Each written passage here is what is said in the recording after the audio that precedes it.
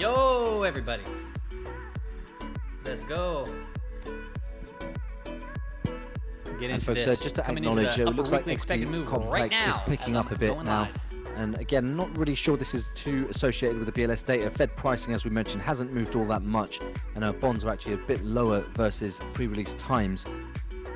Might be that with this out of the way, traders can just concentrate on the broader picture again. There has been some optimism around the retail sector, ex-Macy's today, of course. So it might just be a function of those factors rather than the BLS revisions that we've just seen a very short time ago. Gotta get my coffee. Had to get my coffee.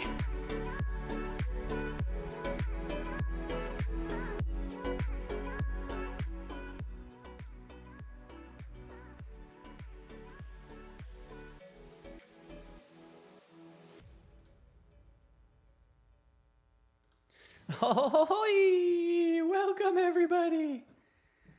Top of the morning to you. All right, so we had our data come out, the 10 o'clock late data. Took a little bit longer than expected. Give me a moment here. Turn down my audio a little bit. Oh, yes. Ah, yes. And the market likes what it sees, so it came in revised 818,000 down. And the market doesn't really seem to care right now. Okay, so we're getting a bid. This is totally fine. What I did was I went ahead and anchored a volume weighted average price. Give me a second here. There it is. I went ahead and put on an anchored volume weighted average price when the news actually came out. So it was supposed to come out here. We had some initial reactions. We had a little sell-off. We had to come back.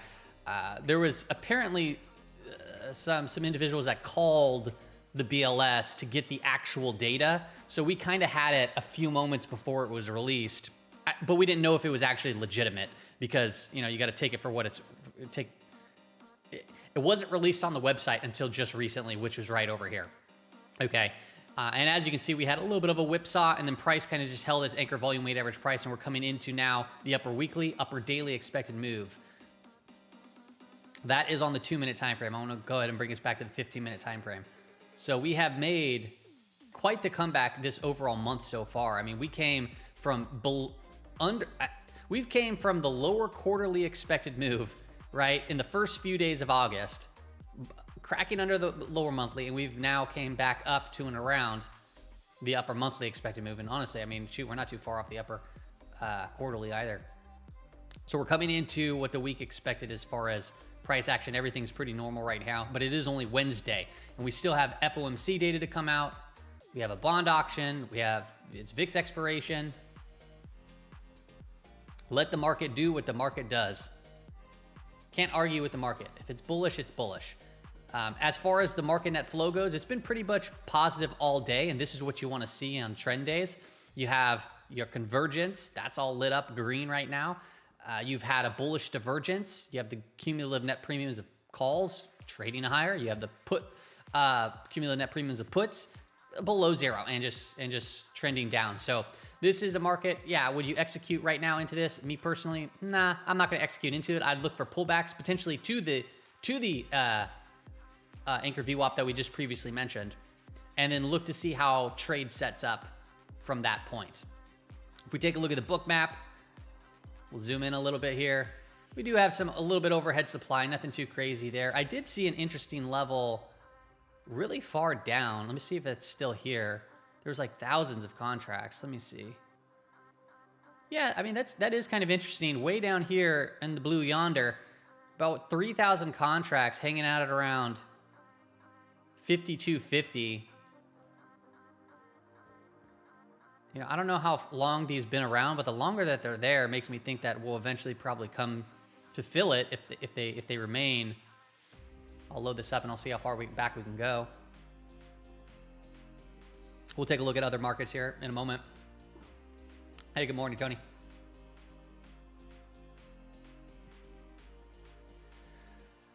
Let's see, checking in the chat. What's up, Ferdav's Dev, OSP3X, Andrew, what's up? Good morning. Team Comeback, what's up? Rashed, Iram, Jalen, TJ, TG, Keto, what's up? Ozzy, what's going on, everybody? What's up, Leo, Kelvin? How's everyone doing today? Yeah, so 5250, that's an interesting level that we might want to just mark out and be aware of because sometimes these levels can act like magnets the longer that they're there, right? If we don't have demand keep stepping in, they go, and we have more supply that outweighs the demand, it'll eventually come down to find where there are other buyers. And this looks, I'm dating back over here to August 20th. This looks like as far as I can go back right now, and it's been there. So it's just been there for just over a day. I'm trying to see if this data will load more, but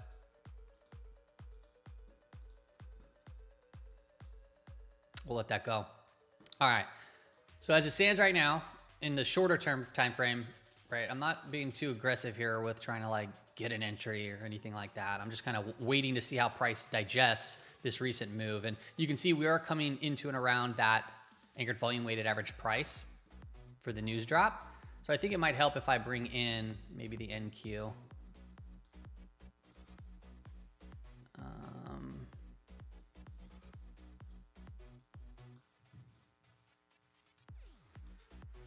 I like to look at the NQ here. And you can see we've been holding above its little opening range for the day. When did we get the announcement? The announcement was right here. I'm going to go ahead and anchor a volume weighted average price to this. And we'll look at individual stocks and all that good stuff.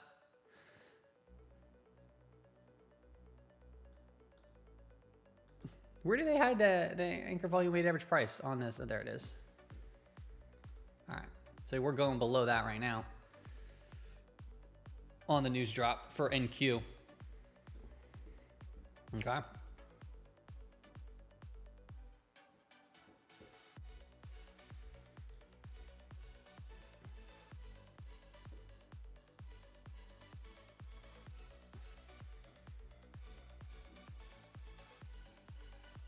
All right, so we're right down there at around that price. You can see we cracked through that. Still some wild candles over here. So yeah, personally, I'm not walking into this. I'm gonna let this calm down. All right, you do you, that's for sure. But yeah, I'm not much of a fan. And we're looking at like a 2-minute right here. So I'll just show you on Thinkorswim. It's a little bit easier to see for me.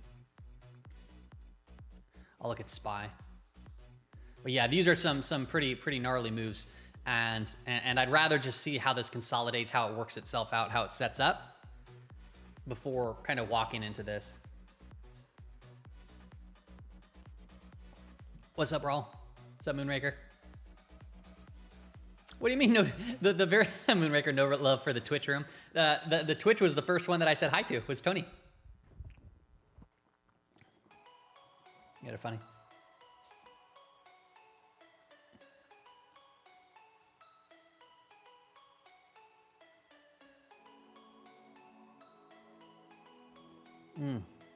Need that coffee. This is why we wait for price to digest and calm down. That's also why we don't just buy into the anchored volume weighted average price as price is coming through it, right? You got to see how price responds in around these areas. I mean, we can snap right back, you know, who knows? But you can see, what did we do today? Look at how it came up to the daily expected move, right? And the weekly expected move, this confluence here. It doesn't mean we can't break it, but this is the market's safe area, right? We came into the safe area. This is where, risk goes to die.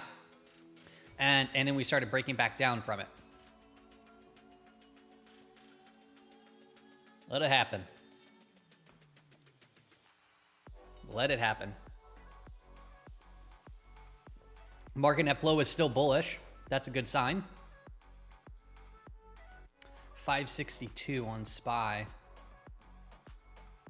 562 is a magnet. That's right back up here. We've already tagged that, so we'll see if that updates. What we'll do now too is also anchor to volume weighted average price to the swing high over here for the day, the trading session. So now if we get a bounce, we'd be looking up in this area that can potentially act as a little level of resistance.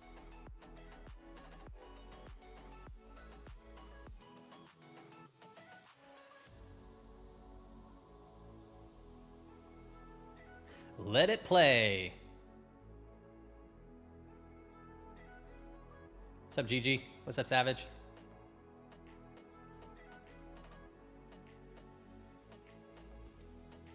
What's up, EJ? Yeah, I haven't been on a live stream. I went on a little vacay, and it's been hard for me to just kind of find the time. And then also I had a slight knee injury the other day. I just haven't said anything about it because I've been going in and out of the doctor to make sure that I don't need another surgery. Freaking sucks. Hey, thanks, Ravi. Do I ever use options? I don't trade options, but I use options, yes. Like as a tool, not to trade, but to get data from. So, but I don't trade options. I have nothing against it. If you utilize options for what they are, which is a risk management tool, I think it's a great, I think it's great, right? Using spreads and actually utilizing them how they're supposed to be used as a risk management tool.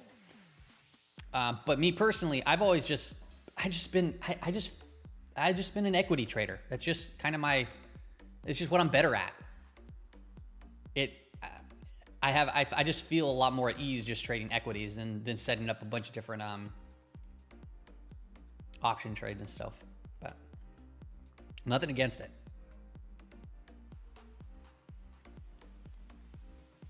All right. Some wicked candles, man. Just talk about volatility here. Okay. See what else is happening over in bond land. I think that'd be important to look at. Take a look here at ZB. Seeing a pretty big uptick here in ZB. Are we going back to that whole flight to safety trade? We're not too far off, actually, these prior highs. And we're just, I mean, this would be that higher low. So this, if you watch the interview that we did on, it was really just a conversation. I wouldn't really consider it an interview. Conversation that we had on the League Lag with Michael Guyad. We were talking about while bonds are up here, it was right around here, I think. What I'd be looking for is for a higher low or for price to consolidate. And price did consolidate, and I did do a trade, a very quick trade, just for a little pop up. But I did it in TLT. I didn't use futures. I just did TLT, right? On this, and then I think I got out just right here on this day.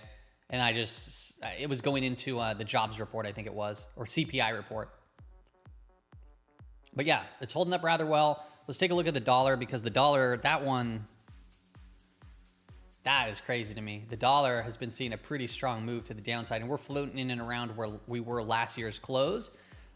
Last year closed right over here, and we're just under that price. And these levels can act as potential support. It's not near like last year's lows or this swing low, but it is right there at last year's closing price after a strong move down. And we know that there's a correlation, right? It comes and goes. It's been changing here recently. But a move higher in the dollar could potentially put pressure back on gold, because you can see if we look at stuff like gold's been on a monster move. And it's really just kind of consolidating up here at all-time highs as it stands. So if the dollar wants to bounce a little bit, maybe that brings in gold a little bit, flags out, consolidates, digests, whatever. Silver's been seeing a little bit more strength here too as well.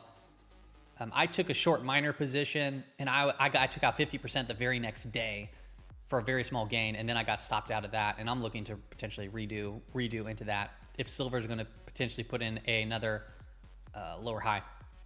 I think I'm going to just be keeping an eye on that. I don't think it's ready quite yet, but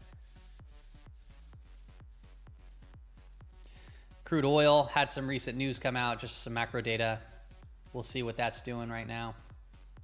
That one reversed too. We saw some volume come in on that data report. Came in, boom, completely reversed itself. This is going to be an important one to watch here, because typically, right, in last night's brief, we talked about this. Well, one, it's just in this monster compression pattern over here. But, typically lower price oils is good for the consumer, right? Lower price oils, lower cost goods, typically lower prices at the pump for the most part, right? It's better for transportation companies because one of their biggest expenses is fuel costs. So, overall it's good. But if there are growth concerns, a falling or even crashing prices in oil could be more fears of an economic recession.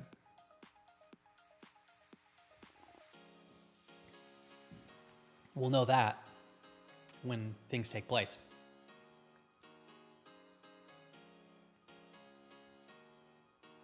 The news ace that came out was the what the hell is it called? The benchmark revisions from the BLS. That's what that was. But the thing was, I wouldn't expect a lot of people to know about what that news was because it wasn't like in calendars, right? It wasn't in like regular news calendars for whatever reason. And you know, typically, you know, this could be much like not really. It really is like a nothing burger sort of thing. But a lot of people have been saying like, dude, the books are cooked in jobs reports and so forth. Well, we saw them come out. Now we're seeing the market volatility because of it. I can read into the data.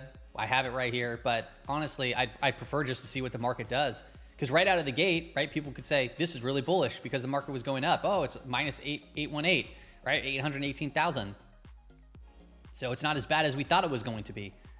Well, now they're like, well, actually, now when I look into the data and the market's now turning over, actually, it is kind of bearish, you know? And then it comes right back up and they're like, actually, now come to think about it.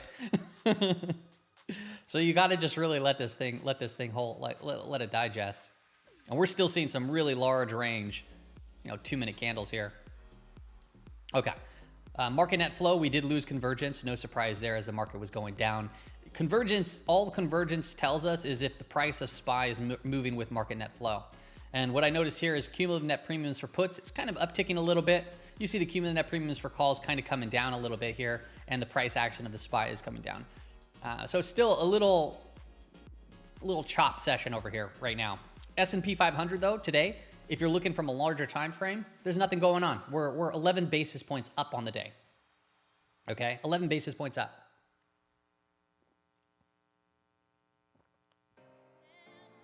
Oh, that coffee's good. The coffee. Thanks, Tony. I appreciate it. Will this mark a higher low for SPY? On what time frame, Tony?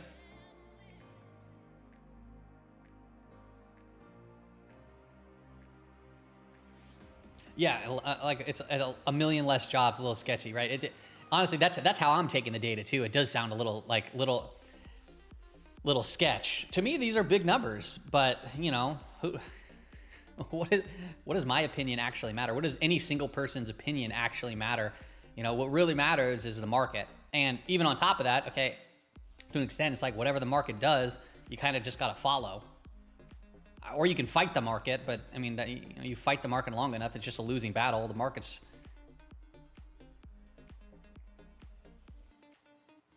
I was going to say Goliath, but Goliath was taken down. So... If you try to fight the market, you have a Goliath mentality going up against David.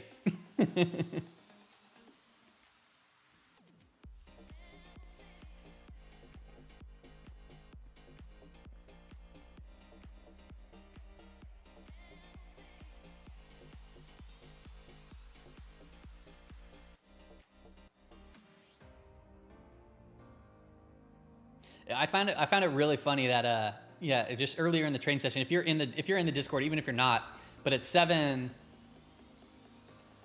what was it, 7:30? I wrote this, but I didn't hear this at 7:30.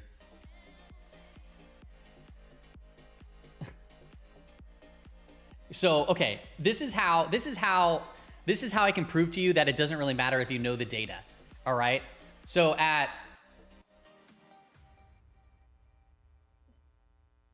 what the hell did I say? Did I even say this? I'm confused. Okay, 7:24. This is prior to the data coming out because 7:24, the data came out at 7:32. Okay? I said, some people are saying they called the BLS and got numbers of minus 818, which is 818,000, right?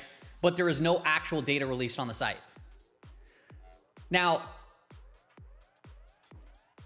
obviously, I'm going to say some people are saying that because I'm not going to take that as like you know, that's going to be the report. Like you got to wait until it actually hits the tape, right? Until it actually is on their website.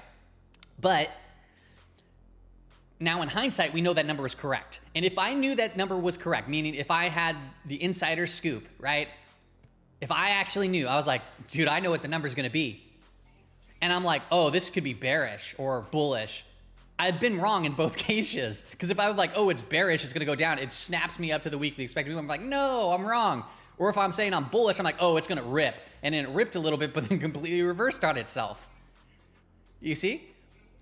So when we come into these binary events, let the markets jump in the pool, let the kiddies fight it out, right?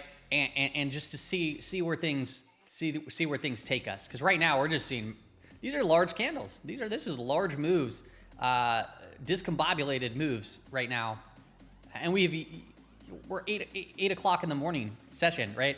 Or 11 a.m., right? If you're Eastern Standard Time.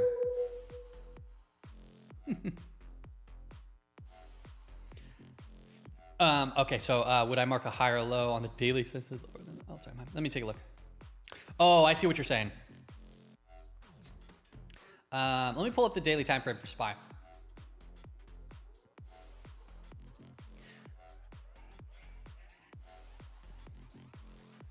I mean, yeah, Tony, technically it is a lower high right now. Yeah, it is. But I haven't seen like a higher low from this move. And even that it's a lower high, yeah, that is absolutely true. It is a lower high. We're a stone's throw away from breaking that. But yeah, as it stands right now, it's technically a lower high. You say, sorry, lower high. Yeah. No, I understand what you meant. Yeah, so it is a lower high, and we did come into kind of almost, no, we didn't fill the gap. The gap would technically be where it closed, but I guess in theory, if you consider that the window. Yeah, it's a lower high right now.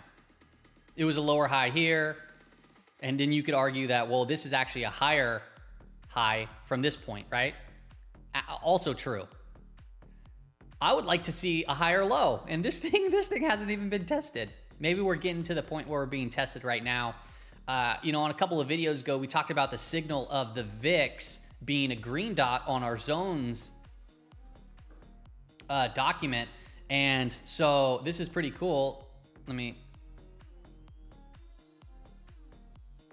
This was just yesterday's. So we had another red dot, green dot. So basically it's just telling us it's the higher end of the band, lower end of the band. And the reason why I'm calling this out, because I haven't seen this before, where we had 1, 2, 3, 4 consecutive days of that, of being red dot, green dot over here, where we had the initial one, I think was here, 1, 2, 3, and then 4. So basically all it's saying is, yeah, this move is getting, it's getting frothy. So we had 4 days. And the last time that I showed as an example was 2 days, and then it consolidated and worked off. So I still think that we're in kind of this area where you gotta watch for the potential shakeout. That's what markets do. They'll grind up higher like this, right? And it slow grinds up higher like this. And this is what you get when you're in positive gamma territory, when you're above the flip line, which is at 54.40. Okay. Give me a second here, actually. Just something to note here: a potential little double bottom over here being formed on the NQ. Potential little double bottom as we're breaking through back above the opening range. If we do start cranking up higher, I'd be watching the anchored volume weighted average price from that jobs report. Okay, that would be roughly, I'm going to call 850 to 885. Okay, and you can see also from a gamma perspective over here, we came into 5,600, which has been a pretty interesting level, and we're seeing a little bit of a bounce from there. As far as zero date levels go today, and I'm kind of going off track again, 55.75 was on the marker, 56.25, which we already came into, and 56.50 were all levels of interest in the early morning trading session. 56.50 is still that key level over here. So, hey man, if the market wants to hold its positive divergence, and this wants to go back into green convergence, keep an eye on that. As far as right now on zero date goes, 561 on the SPY, be slightly more above us. Okay, I forgot where I was going, but I felt that was a little bit important to kind of talk about really quick. Okay.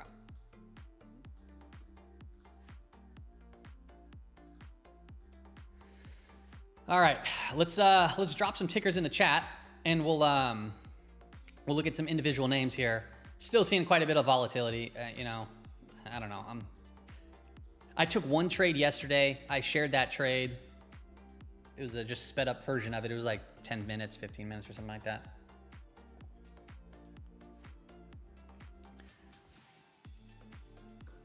And if something sets up again, I'll try to take another one. And if it's a losing trade, it's a losing trade. If it's a winning trade, cool. Hey, what's up, Noel? Leo saying this rhymes with 2007. Kind of does. You know, I've been sharing a correlated, an analog chart of the VIX from 2007 to 2024. And it's surprisingly like spot on. But analogs don't really matter, to be honest. Like, you can't trade based off of an analog. The reason why I like analogs, and an analog, for those that don't know, an analog just is like kind of like a chart from before, looks like a chart that's currently similar and you're matching it up. I don't base trades off of analogs ever. But what I do like about analog charts is it shows you how the markets responded in similar times.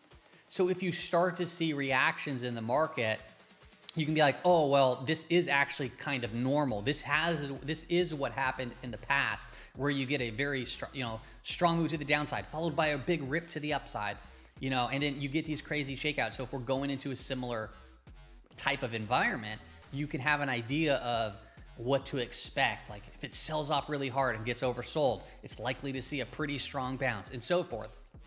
So that's why I like analogs. They're just kind of cool charts, but that's about it. All right, I'm gonna write down some of these notes here. We got PayPal, we got TLT, we got ZM, we got AVGO, we got Gugu, we got Siri, we got Nvidia, we got AMD.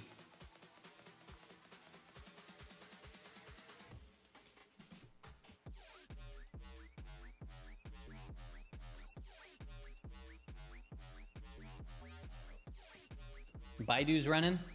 What's a Baidu's ticker number? Is that BIDU? Right? BIDU? Baidu? Baidu. NEE. I have a position in NEE. I gotta check on that. I got a lot of positions on. I tell you, when we got that follow through day, I started putting on a lot of positions. They're not full like size positions by any means, but I had to get exposure back in the markets. Thanks, GG.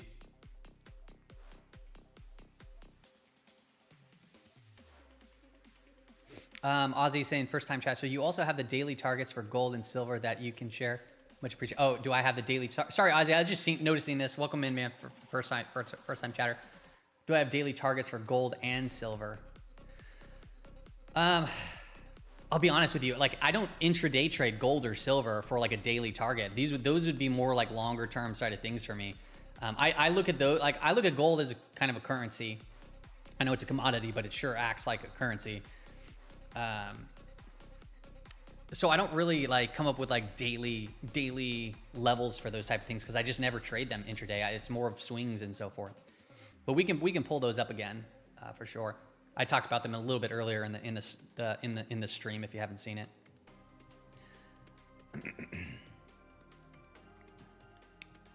QID. That doesn't sound familiar. Is that like a certain is that like some sort of fund or something like that?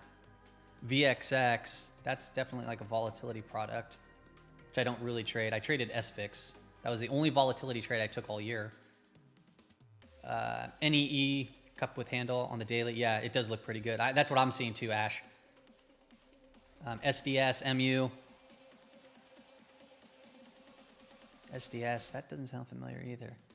What are these products that you're saying, Jeff? These, for some reason, they're ringing a little bit of a bell, but ASTS, I haven't heard of that one either. I'll pull that up.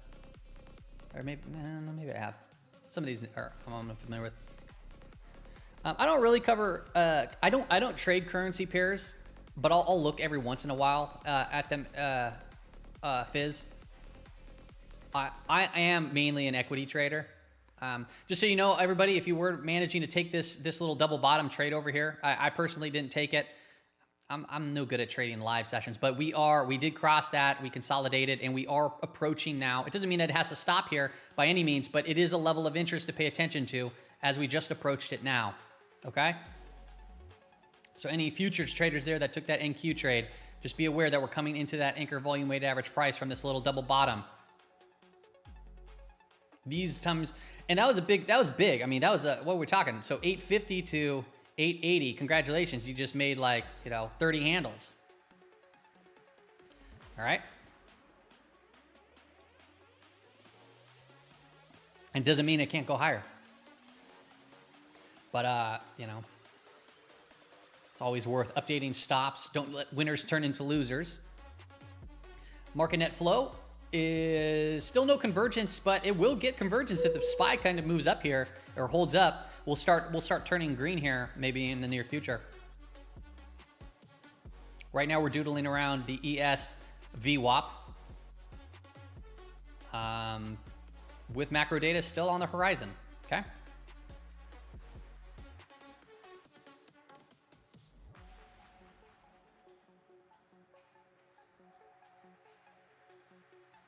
For those that don't know, this is NQ. NQ right here on my screen, right over here. This is a WQ. NQ. Oh my God. NQ on my screen over here. It's 30-second time frame. Yeah, I don't necessarily trade 30-second candles, but I do like looking at the opening range over here and just kind of seeing the small market subtleties.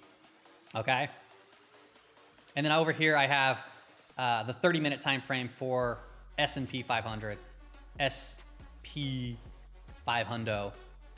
And I'm not using CBOE. I am using the Owanda chart. Okay, Owanda is CFD, but I do like it. It's pretty darn similar. It's off by 10 points most likely from CBOE, but its continuity is kind of what I like, where it's just kind of like ES for example. I don't trade CFDs. I just look at this for gamma levels. Okay. That clears things up. We do have a lot of individual names to go over here. I will be going over those here shortly. Let me see here. Do a couple currencies. GJ. Just on the geopolitical front, Israeli Defense Minister. What's the ticker symbol for the elimination of Hamas?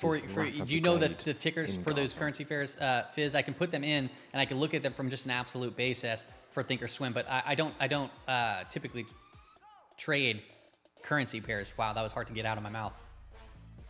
Like I've been looking at, like, for example, 6J, right? That's, Japanese yen futures. We've been keeping an eye on stuff like this, given the context of what's been happening. I look at the dollar index, the trade weighted dollar, the Dixie. Sometimes I'll pull up, obviously, the pairs of USD JPY or Euro, even the Euro, like I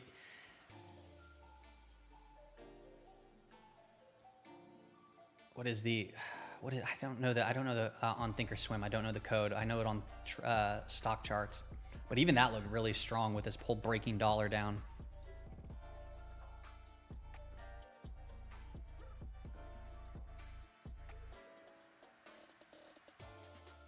Okay,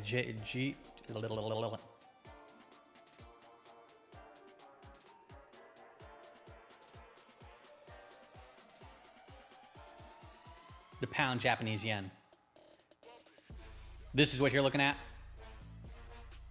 Yeah, I mean, it honestly looks like the yen is gaining strength against this. And I've been actually hearing news that the Japanese yen, I've been hearing that people now, like hedge funds, are like max long it from being like max short. Very interesting. But yeah, I mean, this looks like it's just flagging out, like we could potentially start heading back down. I would say, yeah, let's see if this consolidates and starts breaking up higher. But we are seeing a little bit of a consolidation here. So I'd be watching for a break in either direction to maybe continue its price move. I mean, that's how I would look at that.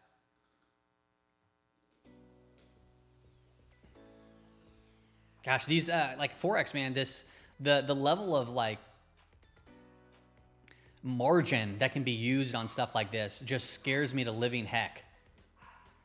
Take a look at Target. Target reported earnings, seeing a monster move to the upside, seeing a little bit fade obviously today, but up 12% for the big dog retailer over here. We had TJX too. That's doing good. This one, If I wanted to trade a specific one, earnings, TJX would probably have been it, because I had a feeling that TJX was going to look pretty good, but I can't really trade based off of a feeling. I have to wait to see how things consolidate. But yeah, you know, discount retailer, we've been seeing some of those actually hold up rather well. For example, Walmart reported, and Walmart like took off like a rocket ship on its earnings. That was massive. And I was thinking, okay, maybe, you know, maybe we're going to start to see some of these discount retailer names start to see some strength. Not good enough for me to put on a trade, but if we do see this kind of get some continuation, remember, strong stocks typically get stronger. This can, I mean, likely see another high, right? PANW reported the other day, and I'm keeping an eye on this one. PANW, right? We said that if we get a big bullish green candle on a breakout, right? We said this looked good, and then we actually, that would have been a good entry just right out of the gate right here. You know, right at open, because it wasn't that much of a gap, and we had a wide open earnings EM, which was about $33, and now we're just consolidating here. So yeah, this to me, like, I would just wait to see how this consolidates a day, 2 days, and then play back up to this higher, even higher, to 400. Okay. Dollar General. I'm going to be pulling up these individual names. I'm sorry I haven't got to it yet. GG, I just saw your message about Target. That's funny. Yeah, and I was just talking about it. That's hilarious.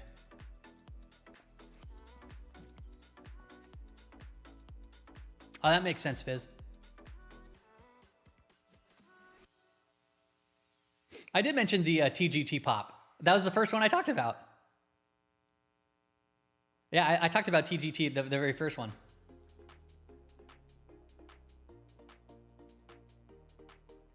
Yeah, the yen carry trade. It's very complicated, and honestly, I don't think really anybody knows about it. Like, or not like knows about it, but I don't think really people have a grasp and understanding of what's actually going on, because no one has like, okay, this is what's going on. This is how you should trade it.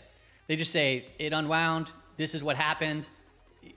This is why it happened. Oh, look at all this data, but it's not like actionable. It's like always after the fact. Right? The only person that really that did was pounding the table on the yen carry trade and was looking at like yen price in oil was Guyad. He's been doing that for like a few months, or a couple of months, talking about but it wasn't about timing specifically with him. It was just like, hey, these risks are building. Take a look. XYZ, and was writing about it, and everyone was giving him a hard ass time. It's hilarious. And then all of a sudden we have an unwind, and then everyone's talking about it, and then everyone knows about it. It's pretty funny. There was other people too that I think mentioned that kind of stuff. And obviously, if you go back, like even in our Twitter, we talked about the pair between Japanese, yen and the dollar, and how it was just breaking to these all-time highs. Right, the weakening, and we're like, everyone kind of saw like, yeah, there's going to be a time where this thing bounces like crazy, and it did. But that was just from a technical standpoint, not like macro understanding the what's really going on. And I don't understand what's going on. I don't care to understand what's going on with it. I'd rather just trade it and go from there. And I like narratives. I like hearing about them and being aware and about some stuff that might be going on. But if it's not actionable, I think it's more just information, and you take that for what it is, right? I think a lot of people are focused on when they hear the information, they want to make a trade based off of the information, but the information that they're getting is typically too late, right? Like, or they're not going to hold it long enough to really see the final outcome. We're just floating around the daily volume weighted average price there on ES. You can see this little double bottom on NQ did come up to this, and we're kind of just seeing a little bit of a resistance here. Chop, this is just chop. Market net flow, we are starting to get convergence back slightly here. 559 on SPY. We're above that, and you can see the SPY is actually below the anchored volume weighted average price right there for the jobs too. It's kind of like right on it. Not the jobs, sorry. Well, yeah, I guess the jobs data, the revision data. Just floating around, okay? You can see price action is actually starting to calm down a little bit here, right? So expansion leads to contraction. We're seeing a contraction, and we're pinching kind of right at that, right at the swing high anchored volume weighted average price. We're holding above it. That's actually not a bad sign. If we start breaking below it, that'd be a little bit worse. So a pop up to here, 560.50.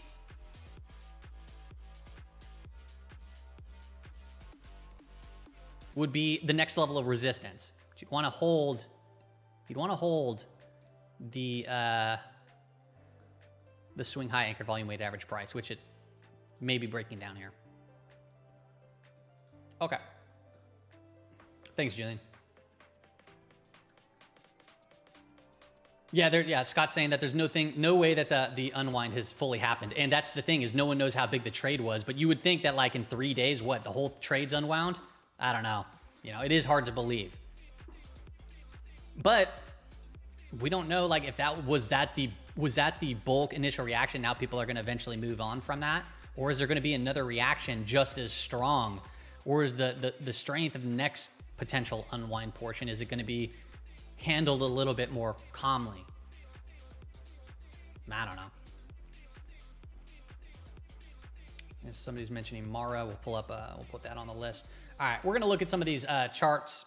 Let's take a look at some of the individual names. We can pull some up that I have on. Actually, I want to refresh my stuff, my portfolio, and see what we got going on here. If I'm getting crushed today or not. I'm flat on the day. I'm not doing anything today. I'm up like nothing. Which I guess makes sense. The SPY is not doing anything today. I have... What's getting hit the hardest today? One of my positions is my hardest. Oh no, that's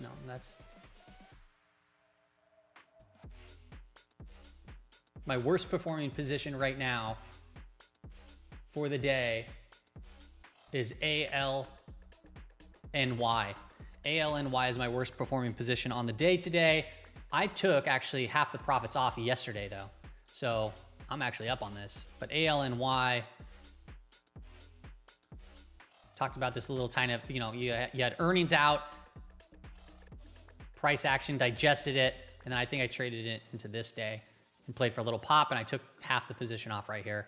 It's a high beta name. It's kind of coming in slightly here, but this is my worst performing position today. It looks like this on a daily time frame, and I do not have. It's not even a half size position anymore, at least. What else is not performing today? I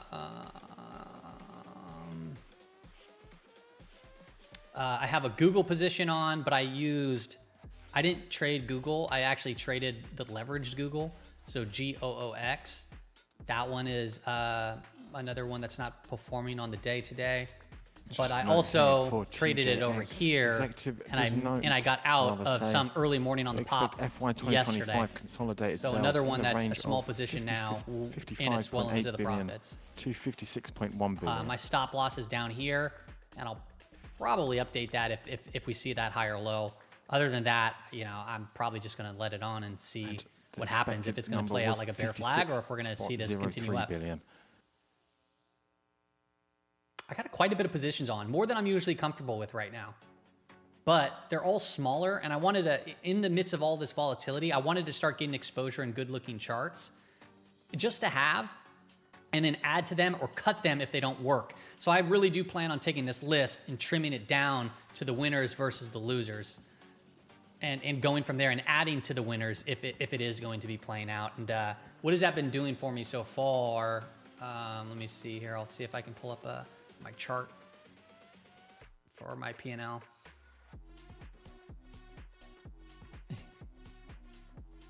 It looks funky. Why does it look all funky? What is going on here? Okay, there it is. Yeah, it's all like stretched out. It looks all weird.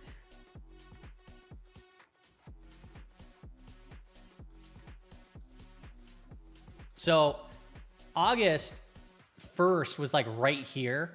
And just notice, like, I didn't take any of the volatility on because there was a lot of signs prior to that, which made me take my foot off the gas. And you can see that it wasn't just August 1st. I've been kind of chopping around here for now. I'll tell you exactly how long. June. Maybe even a little bit more. No, June. It was June. So I've been kind of sideways since June. Haven't been getting much traction in my portfolio. But I've also minimized the volatility of what we just saw. And now I'm starting to see a little bit of an uptick where I'm just basically at my all-time highs. And I added some exposure back into the markets, and you can see that that's why it's upticking here a little bit. But I haven't really like committed to like going full, you know, full karate chop on this thing. So yeah,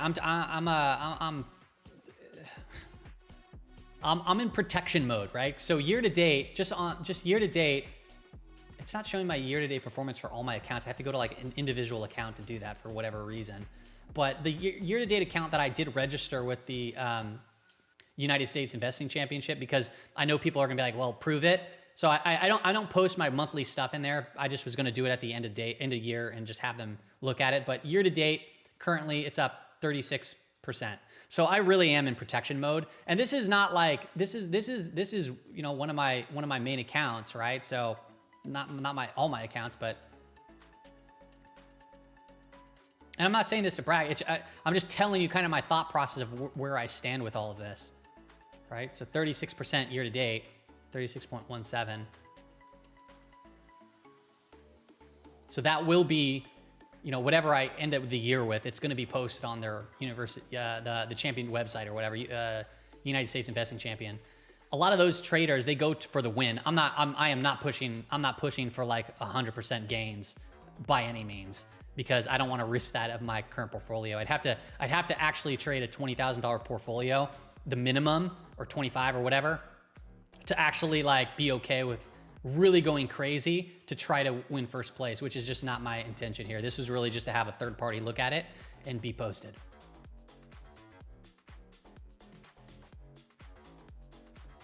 Okay.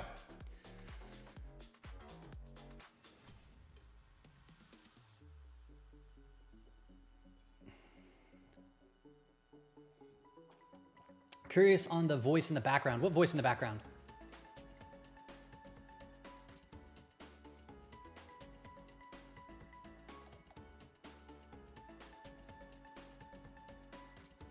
Oh, wait a second. I forgot about that. Have you guys been hearing a news thing in the background?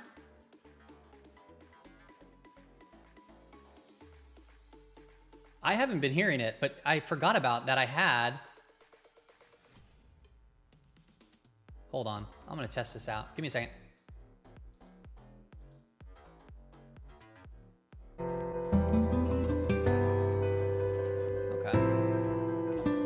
Did you hear that?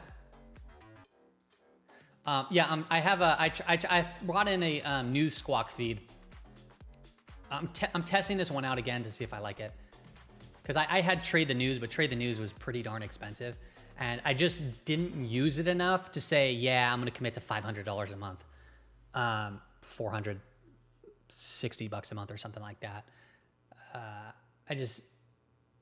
It was helpful during the live streams, but if I'm only doing it like 4 times a month, maybe more. And just continue on with TJX Executive. Okay, there's the expect noise. FY gross margin to be up by about 30 basis points. That is to 30.2%. Okay. All right, let's take a look at these stocks. I keep on putting it aside. Give me a second here. Okay, let me bring up my chatties, my chats. Where's my, there we go.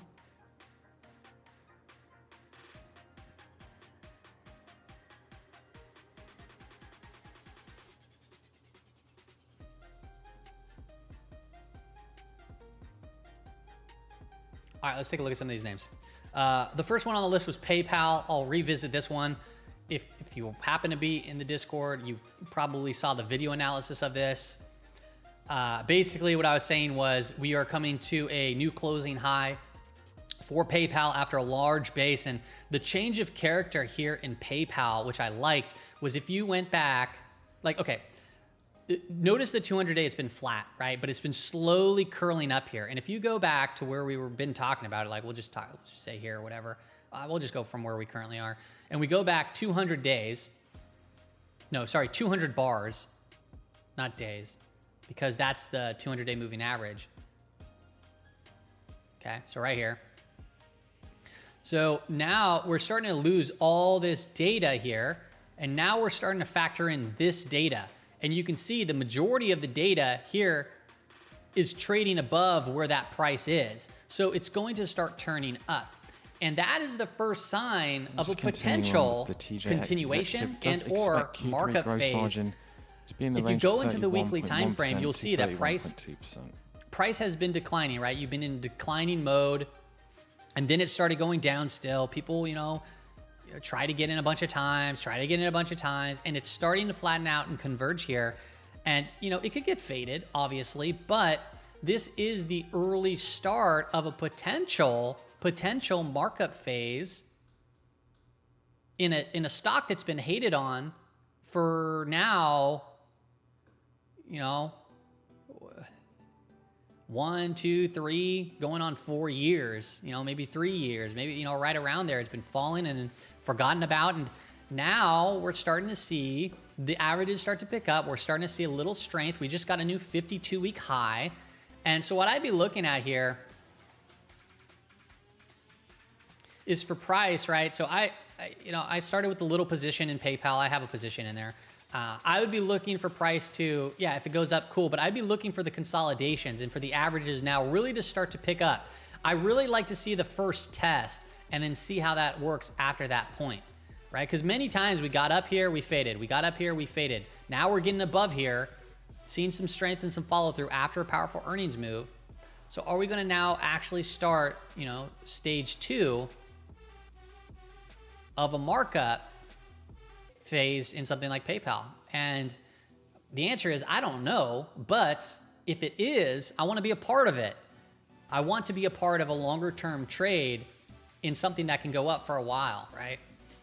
So that's kind of what I'm looking at. I'd have a stop here, a stop at this low, but I'd be looking, if, instead of hopping in late, you'd be wanting to see the consolidation on the daily. But if you are looking at a weekly time frame and you're trying to build a position, you can take a little entry, and then, if it pulls back in, you could, and see strength, you buy, add into the position and so forth. But we're working right now on, 4 weeks green, which is a positive sign. You have the MACD that's starting to get back above that 0 line and turn back up here too.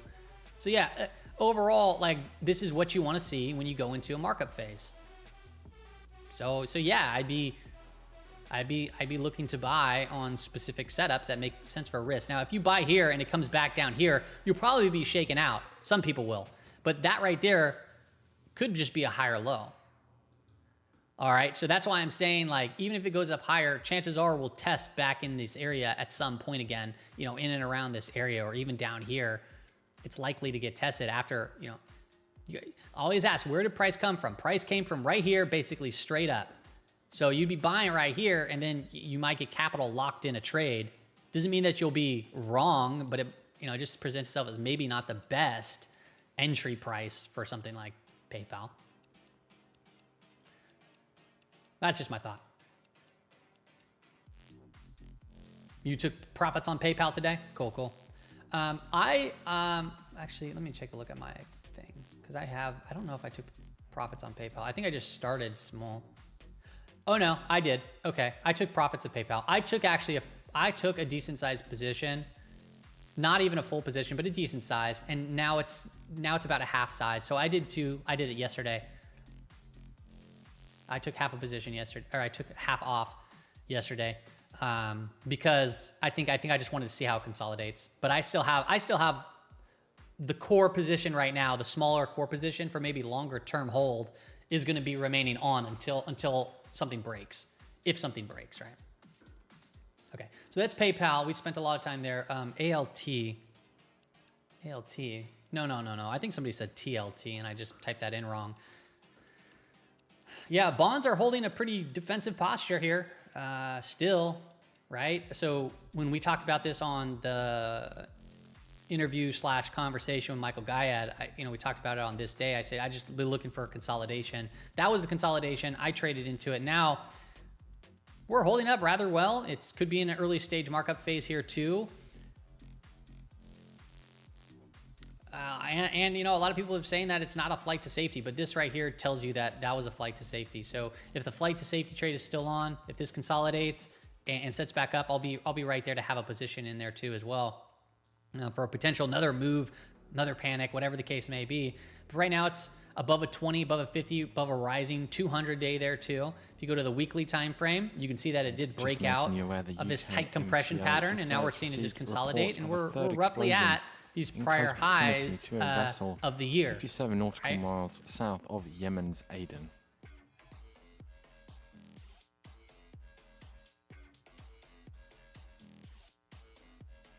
Zoom video. Holy cow. What am I looking at here? Zoom video looks dead. So we had earnings. Earnings after the market close. Okay, so that's probably why somebody was asking about it. Look at right out of the gate, it's in a bearish trend, but earnings are binary. I do not just like, I can't establish a position into earnings, but what I do come into is I look at the trade tab, I go over there and look at expected move. It's roughly $5, so we can draw it out. It's a big expected move, right?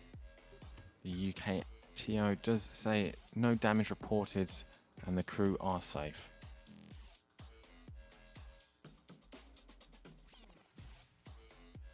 Okay, so ZM, earnings expected move at this current moment is pretty large, right? So if the market likes what it sees, well, we can come up easily here to 64.65 and tag that level. Okay, that's one standard deviation. Doesn't mean it can't break it and go higher, but that would be the implied risk of what the market sees going into earnings, this range, right? And if you think of this as a distribution curve, let me go do a sideways distribution curve, right? 68%, that was a horrible one. There, 68% of the time it fits within one standard deviation, right? That would be the probabilities of the risk that we see. And then there's always the possibilities of, two standard deviation, which would be a $10 move. And 95% of the time, it'd close within that range. That's what we'd be seeing for Zoom. But other than that, we're seeing a series of very clear lower highs, very clear lower lows, right? Weak stocks get weaker, strong stocks get stronger. The 200-day, it's still declining. The 50-day is still declining. Clearly notice how there's a difference between this and what PayPal just looked like. How PayPal was recovering the 200-day and it was starting to turn back up. This one is not yet, which tells me I wouldn't be excited to like hold this long term until we start to see change. And I don't care if it goes like this. It's like, oh, it goes from 60 to 70. I wouldn't care because I would still be looking for this to turn around and wait for a better risk to reward setup. And then I'd rather just trade the better entry versus the better price. That's what I would do. That's like my approach to this. That's what works for me. It can work completely different for other people. And sometimes large companies, when they get smashed to the downside, an investor will look at that differently, right? So I'm talking from got to understand my mindset. My mindset is coming from a swing trading perspective, specifically a swing trading perspective. So, I hold it from anywhere from a day, 2 days to all the way to 3 months. Now, if I was an investor, I would be looking at this differently, right? I'd be looking at the weekly time frame. I'd be looking at a little bit longer, and I'd be saying, oh, is this company going anywhere? Maybe look into the fundamentals. Like, is the rate of change of earnings and sales, is it growing for the last 3-4 earnings reports? Like, are we seeing the rate of change move up? And if so, right, maybe this could be something that I'd be like, okay, maybe I can put in a longer term and build a position. So I just have it on, I have an entry when things get hit. Like very similar to Nike, right? So Nike, that's exactly what we said. So Nike, I'll go back to the daily time frame on Nike. I said I would prefer to see it in this gray box, but it was wedging out, and this name is not, in my opinion, it's not going anywhere. Nike ain't going anywhere. It's a huge brand, and it got massively taken down. And this to me was like, if you want to start a position here for a longer term investment, I can see the case for that, right? I'm build into it and whatever the case may be, because I think that this is going to probably fill the gap at some point, and I think it's over $100 name. It doesn't mean it's going to be a straight line to get there, which kind of been a straight line right now. But that's kind of my thought process there, right? So same with like Disney, right? Disney's been getting completely smashed. And, if it's coming back down into these 70 levels, I'd be like, okay, if I'm an investor and I'm going to hold this for the next 10, 15 years, maybe even longer, who knows? can I start building a position into these lower levels and, you know, slowly build maybe every 10 spot or something like that and add a little bit more and hold it over the course of time? Sure, right? That'd be one way to approach it. There's nothing wrong with that, right? Personally, though, when it comes to swing trading, I'd like to see the trend on my side, right? In my favor.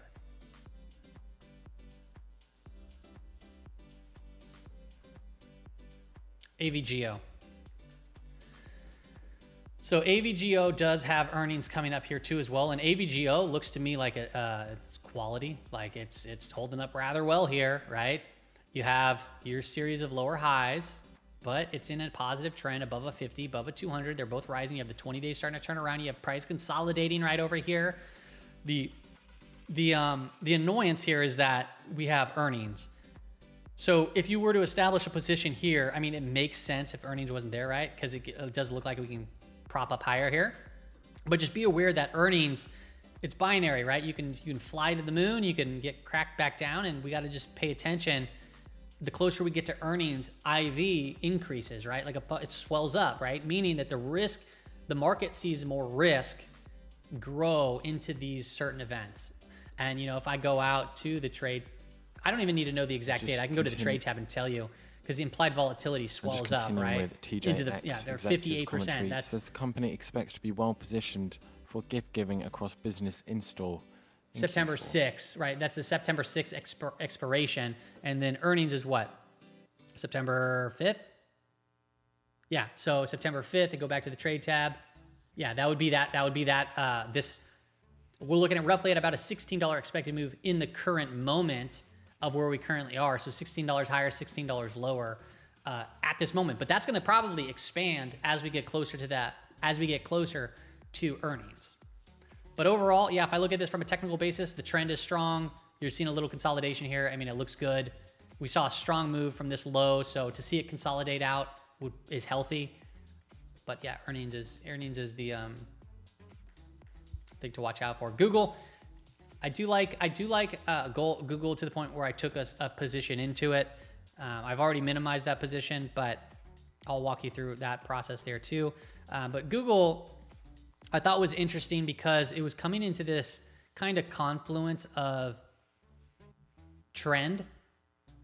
We were above a rising 200-day, so the longer-term trend here is actually still positive, right? You see shakeouts, boom, to the 40-week, shakeout, boom, to the 40-week, boom, we get a move to the 40-week, and we're still seeing strength from it, okay? But overall, like, what are we doing? Well,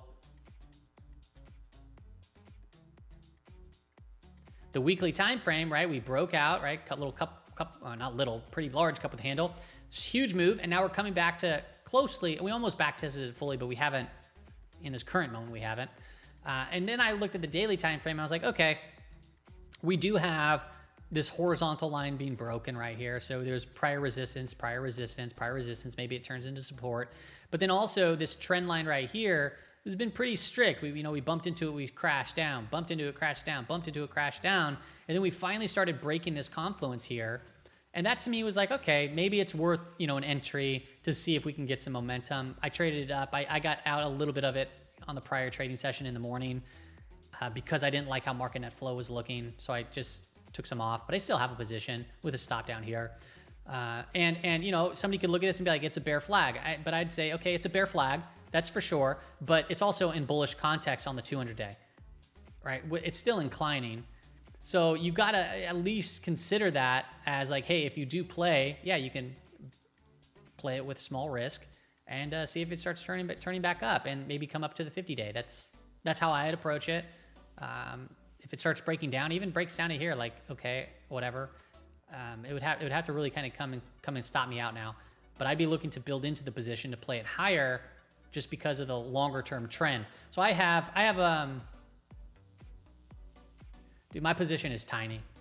It's dang near invisible. I got only 1,000 shares of Google. So it's a small position. I'm just kidding. I'm just kidding today. Wouldn't that be funny? Oh, like, it's a small position. It's only 1,000 shares.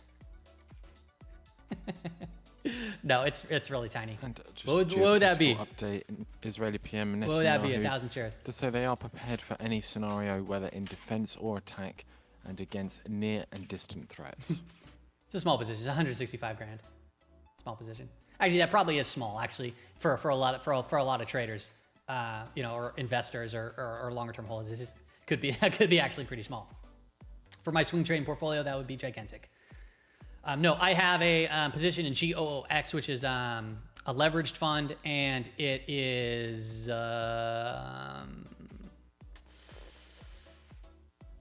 like 2.5% of my portfolio. So it's very small. Tiny, tiny.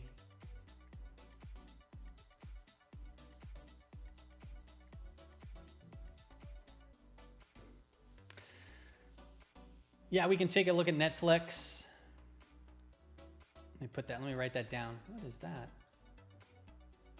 Where did my chart? No, where did my notes go? Oh, there they are. Okay, so there's Google. Somebody had mentioned Siri.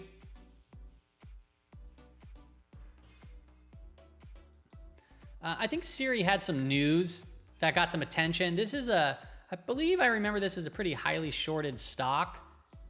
But this is getting a little crazy. It's under that 200-day, which has been actually acting as a level of resistance. The 50-day is starting to turn up here. I guess that's, more medium term, nice to see. But overall, like, it's a little too crazy for me to just say, yeah, execute into this. I prefer to see more of a consolidation established. Like, right, if you look at this from it's just too crazy for me to hop into. But yeah, I think there was some news out that caught some excitement. I don't really remember what it was. But I would say, if it does come back up and starts setting back up and the 200 days starts to, turn back around and the 50 days starts to catch back up, 20 days starts to turn around quickly. Actually, it'd be quicker than that. Come back up too, and set back up, then maybe I'd be more interested in it. But right now, it's a little too choppy for me to like put on a position. Okay, NVIDIA.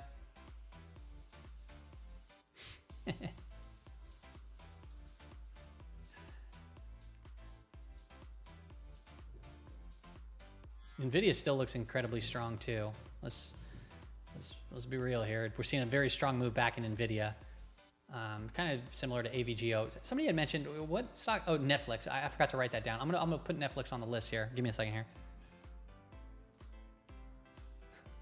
A lot of these names I type in the tickers and it auto corrects them, which is super annoying because I don't know what I wrote. Like NVIDIA was NADA, NADA. I'm like, it has to be NVIDIA because I don't remember anybody saying NADA. Okay, so NVIDIA, the same thing. I'd be looking for consolidations, and we are seeing a little consolidation here, which is good to see. It's in a lot of strength, but I prefer to see a little bit more of consolidation before a new entry. And we do have earnings, so I'm not going to initiate into NVIDIA going into earnings, and that is 8/28. So we go out to the trade tab, and we look at August 30th. We have a 95% implied fall and a $15 expected move, which is freaking wild, right? Per usual in NVIDIA. So as of right now, the implied move, I don't know how to get it's $15 plus or minus from where we currently are. So if it's at 30, right, it would be up to 45, which would be up here, right? So that would be an implied move, and that would bring us right to prior highs. Now, it's going to change. The more data we get going into earnings, it'll adjust. But right now, that's what we're seeing. And yeah, big moves. And what's crazy is NVIDIA, the implied vol, and just how powerful and how much control NVIDIA has on the overall marketplace. Like NVIDIA is the number 2. It's the number 2 stock in the S&P 500 in the world, potentially. Well, right now, okay. So NVIDIA, literally as we're speaking, is taking out the market cap of Microsoft. Literally this second, NVIDIA is battling Microsoft for largest market cap. This complete second. I just saw NVIDIA overtake Microsoft 5 seconds ago, okay? So we're talking 3.14 trillion versus 3.1, okay, 3.144 versus I'm going to write it down. 3.143, now it's 2 trillion. That's Microsoft. NVIDIA is 3.139 T. And this right here, you might be like, oh, it's a big difference. It's not. It's literally not, because Microsoft and NVIDIA have just been flipping back and forth. And this is funny because over here, we were talking about Cisco Systems, how Cisco Systems took out Microsoft market cap in 2000, and that marked legitimately close to and around the top. And NVIDIA did the same thing right over there. It took out Microsoft. And what was funny about it was not that we're going to have the same outcome and, oh, it's AI, it's different this time. NVIDIA now, NVIDIA's literally now at 3.41. So NVIDIA is now bigger than Microsoft. It's literally blink, blink, blink, blink, blink, blink, blink. Okay? Here, I bet you we're the only people that know this right now. Oh, dang it, it's back down. I'm gonna, there, I just got it, okay. See, here. Ain't nobody talking about this right now except for us. NVIDIA is now larger than Microsoft. Told you, it's crazy. SPY's coming off a little bit here. But the reason why I thought it was funny, was because NVIDIA is not a household name, right? And neither was Cisco Systems. Like, I get that people have, NVIDIA chips in their computers and graphic cards and stuff like that. But if you go to, like, your grandparents or your parents or something like that and be like, what's NVIDIA? They might not even know what NVIDIA is, right? Some will, some won't, but the vast majority won't. Versus if you go to them and say, what's Microsoft? They'll be like, all my computers that I've ever had. What's Apple? Oh, all my computers that I've ever had. Or, phone, my cell phone or whatever. So that's what I mean by household name. It's like, most people don't know what NVIDIA does. That's my point. But it's the one of the largest companies in the S&P 500.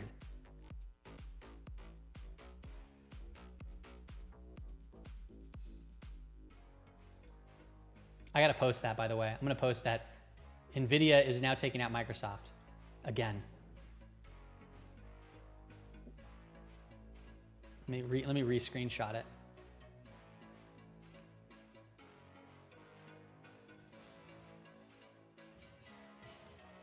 Let's go.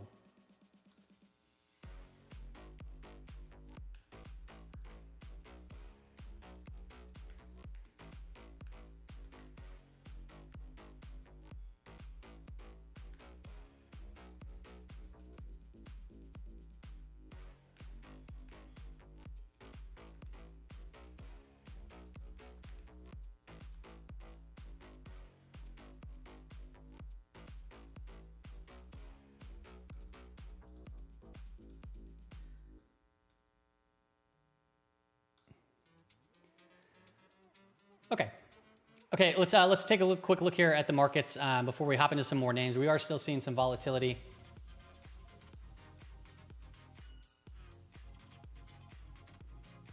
Yeah, I kind of agree with you, CJ. INTU, I'm gonna put INTU up on the list because we also have Netflix on the list. We have a bunch of other names that we haven't covered that people want to see. We'll go through those. Still, so, I know today was going to be for live trading. I saw one trade setup today, and the trade setup was right here. So if you were on the live stream and you caught that, cool, congratulations. I didn't take it. I saw it, I mentioned it, and that was about it. We said, quite literally, just making you aware. Someone should go and clip it, dude. Help me make content. Ticker RILY. But basically, we saw the possibility of a double bottom, and why I liked it so much was because majority stake in 2 of its units, according to Bloomberg. Why I liked it was because it was also the double bottom was coming back outside of the opening range. And we basically said, just watch out for overhead resistance. Roughly a potential level of interest would be the anchor volume weighted average price from the BLS data. It's 8:55 a.m. people, which is 12 o'clock basically Eastern Standard Time. We do have economic data still to be released today. We have FOMC minutes at 11 a.m. Pacific Standard Time. Jackson Hole Symposium starts today. Fed Chair Powell is not speaking today. We also have at 10 a.m., an hour from now, we have a 20-year bond auction. The data that really shook the markets up is not on the calendar. That data with some revisions to the jobs. Minus 818,000 was the headline number there. The market responded positively. And then, more on a sour note, we went limp. It was a poor choice of words there. And I'm now regretting saying that. All right.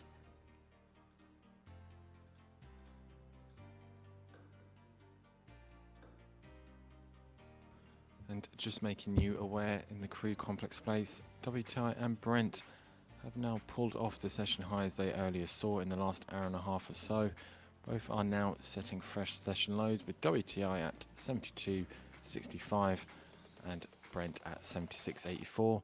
Meanwhile, Treasuries continue to push higher, with the 10-year T-notes setting fresh session highs. TLT up at highs. Thank you, buddy. CL, crude oil, coming off significantly. Wow. That's scary. I mean, it's okay, that's intraday move, but look at these moves in oil. It's just kind of heading straight down. It's still within this compression pattern. But man, you gotta really wonder here, what's the bigger picture? What is the bigger picture? And I think that that's all gonna come out eventually. I'm all for lower priced oil, that's for sure. I mean, I don't mind, like, as a consumer myself, like here in California, for those that are already in California, especially where I'm at, which is like more of the Sacramento, Placer County, Sac County area, dude, gas is still over $4 a gallon. It's crazy. Now, I don't drive, but we do have a car that we do drive as like the more safer vehicle, and that thing destroys gasoline. It just eats it to all smithereens. And my wife used to drive that to her salon, which is not close by, and we'd spend at least $400 or $500 plus a month on gasoline. Now she uses my hybrid. I have like a 2016 Ford Fusion hybrid. I know, I'm fancy, okay? I don't like to brag about my car, but I do have a 2016 Ford Fusion hybrid, okay? There, I said it. Maybe I'll take some photos. Maybe I'll post them online. It's the greatest car you will ever see. Okay. Subtle brag. But yeah, so now she's driving that, but she says it's uncomfortable as all hell. And I'm like, okay, calm down. We don't need to go buy a new car because it's uncomfortable.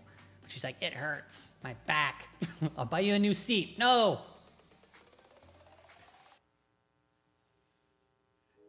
Yeah, the SUVs. Yeah, the V8. I think ours is a V6. It's a Range Rover. It's a older Range Rover. I don't think it's a V8. I think it is a V6, but it's like turboed, not custom turbo. It just like came with the turbo or whatever. Older car. It's older, but it's like 16 miles to the gallon. It's crazy. Ford Fusions love to break. Mine hasn't yet, but let me tell you something. My Ford Fusion, it cost me only 15 grand when I bought it. And for some reason, like during that was pre-pandemic, right? And then all of a sudden the cost, like the values of went up. I was like, oh my gosh, I can sell this car for more than I bought it for, which is never the case ever, for me at least. And Mad Max, you're in Eldo County? That's what's up. You fancy, dude. Mad Max, man. You fancy up in El Dorado. Unless if you way out in the sticks. You out in the sticks, aren't you? I know the sheriff and SWAT team out in Eldo County. I may or may not be related to him. Now, by the law. Ventura County? Ventura, why does that sound so familiar? That's just down south, right? Ventura is down south? SoCal? You got a Fusion too, Mad Max? Oh, you're in Placerville. Oh, you're in Placerville. So you are little sticks. Placerville's out there. Yeah, you got beautiful scenery out there in Placerville. You go to Apple Hill at all, Mad Max? Every once in a while, dude? During the fall season, go get your apple picking done. Pumpkin patch, maybe a little fishing. Andrew's saying that she needs a Model 3 Tesla. You know, I haven't been too much. So, okay, I've never really liked Teslas too much, but I haven't driven one. But we did, like, my wife's, like, started getting into them and stuff. And so we went to the Tesla dealership to test drive. We test drive the Y because we wanted, like, a little bit bigger for, you know, putting the kid in or whatever. And I could not wipe the grin off my face driving that thing. It was freaking fun. It was fun. PNW got some bad price action. Channel Islands, Malibu. Okay, yeah, Malibu. That's what I thought. That's what I thought, CJ. You fancy over there. That's fancy. Love the pies over there. Funny, dude. Yeah, we like to go to Apple Hill. I like going to some of the wineries. Or, I forget which one it was, but we went to one of the wineries out there. The guy was so nice. He, like, invited us to, like, come back and, you know, hang out for one of their dinners. That was a while ago. I think we connected because we were both Portuguese, so we wouldn't stop talking about Portugal, which is typical for any Portuguese person, you know? Oh, the Azores. I used to fish there. All right. S&P 500 still coming off here, people. Let's take a look at the market net flow. I'm sorry, like, today is not that day to be executing into. We're seeing a lot of chop. Market net flow is not giving us much edge at all. It is what it is. 558 on SPY. So this might be a level to watch right here. 558. Let's mark it. Watch for a potential move from 558.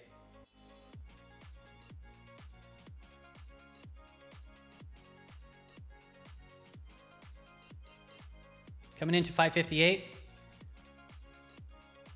Now, by the way, I'm not going to just buy into 558, just so everyone's well aware. This is a 15-minute time frame, but 558, watch, see a bounce right here.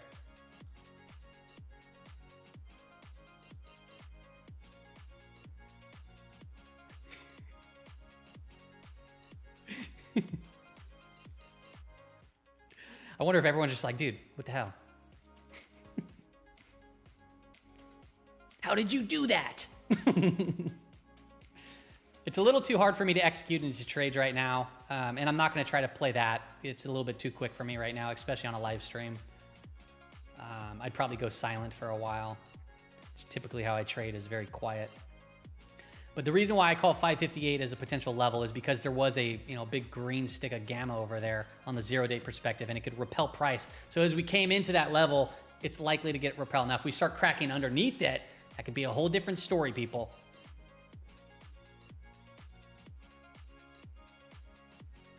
We still have also a wide open daily expected move. We did tag the upper daily expected move to a T, and we came off of it from that point. We're just sinking down here. But I will say, as we're coming into 558, market net flow is not bearish. It's really not. It's more choppy. So to see this market pick itself back up at some point, I think we have to be open for that. So if you are shorting down in here, I'd just say, per all shorting, you just got to be a little bit more cautious.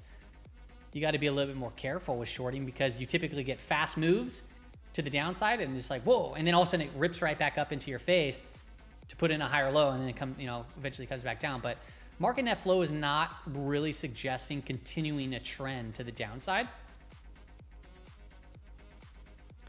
We do have the gray convergence with a positive divergence, so you can get counter trend moves.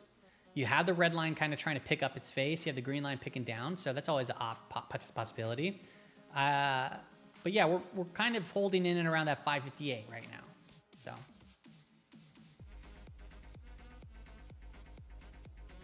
what does Weeble say? It's 554 is the low of the day. I don't know why Weeble would say that. Maybe it was like a misread candlestick or something like that, or a weird misprint. But yeah, that's pretty low. Maybe it's a secret. Maybe they know something.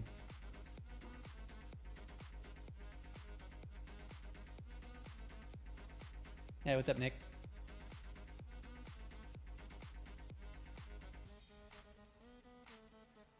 VIX is back up to around 17, huh? Let's take a look at VIX. More importantly, let's take a look at VIX futures. Let's see what VIX futures be doing. VIX futures be picking up. Yeah, it's come. You're right. It's inching its way back up to and around 17. Okay.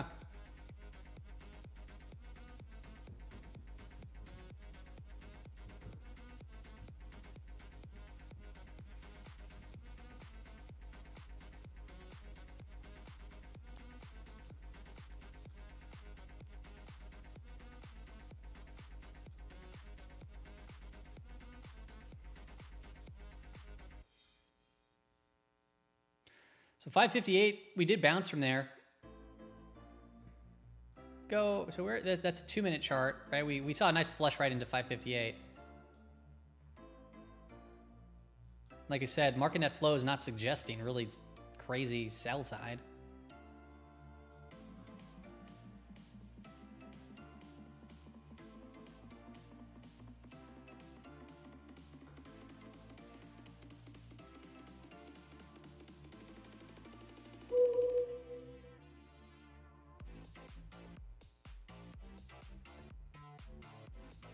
Is it smart to trade or look for inventors? I guess it's more of a preference. You can do both. It doesn't have to be one or the other, right? If you're saying for like investing into companies or stuff like that, I mean, that's a whole nother skill in of itself to invest in companies, right? You got to understand, like, some of these big time billionaires, they invest in a lot of companies, right? Like like you're saying, the Shark Tank stuff, they invest in a lot of companies, but a lot of those companies, they don't succeed to near what you think that they may, right? A lot, they invest in 100 companies, but really it's 1 or 2 that take them to the next level. You know, startups or venture, you know, investing, stuff like that. It's beyond me, right? It's a whole nother ball game. But if it's in your wheelhouse, if you can get into that space and you can, find a mentor in that space that's successful and maybe intern with them and/or, kind of learn the ropes of what to look for specifically and how to navigate certain people. Yeah, man. I mean, there's obviously a huge opportunity there because then you can get reoccurring income and all that good stuff. And if you land an early investment into a big, the next Facebook, which you'd have to probably know people to get into something like that. But yeah, it would be, you're made, right, for forever. There's a funny story about, like, I think it was Gary Vaynerchuk was saying, like, the CEO of Twitter at the time, I think it was Twitter, I can't really quite remember, but they said, early stage investment, they went to him and like, yeah, if you want to invest $50,000, that'd be like that would have been worth like tens of millions, hundreds of millions of dollars, right? $50,000. You can't beat that trade. But I think that was the one that he like said no to.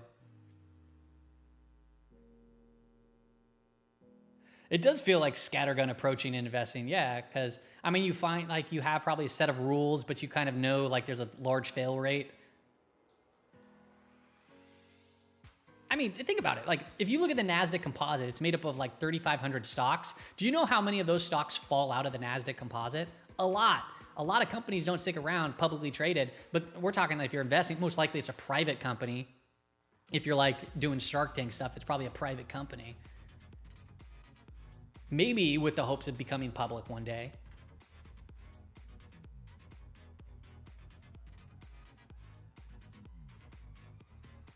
Okay. Let's take a look here at some of the rest of these charts, because I kind of went off there. So we went to NVIDIA, the last one. AMD was on the list. Just, man, all these charts have just been one vertical move. I'm just waiting for some sort of consolidation on all of these. It's just all over the place. Right? Look for a higher low. It's, we're right back at the 200-day moving average. It's inclining, so the longer term is up. But it's just a noise right now at this point, right? How are you supposed to trade into this? Maybe go into the weekly time frame. Even the weekly time frame, it's like, okay, maybe now I can look at this as like a larger consolidation, okay, of this, cupping pattern. But even then, it's so wild. Like, this was way cleaner over here. Way cleaner over here. Just of note for Sociedad Química y Minera de Chile, that is ticker SQM, does exceed annual lithium sales of about 190,000 tons. Okay, so Netflix, NFLX.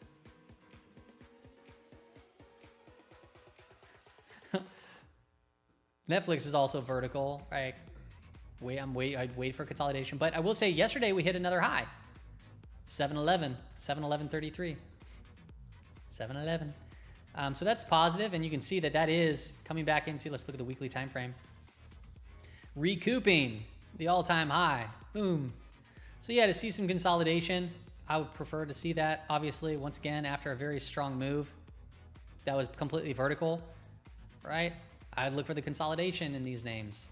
That's it. Like, that's all I do. Like this right here, like I'm not going to buy right here, right into it. I don't care if it keeps going up. I'd buy more into like a consolidation and then breaking out of that so I can have an idea of risk. Because I don't want to just enter here, maybe go up a little bit, then it comes right back down, then it goes up a little bit, then it comes back down. Or even if it goes up a lot, I'm like, yay, and then it comes back down. Like, I just don't want to get stuck in a position. And the way that I do that is really just watching for those consolidations.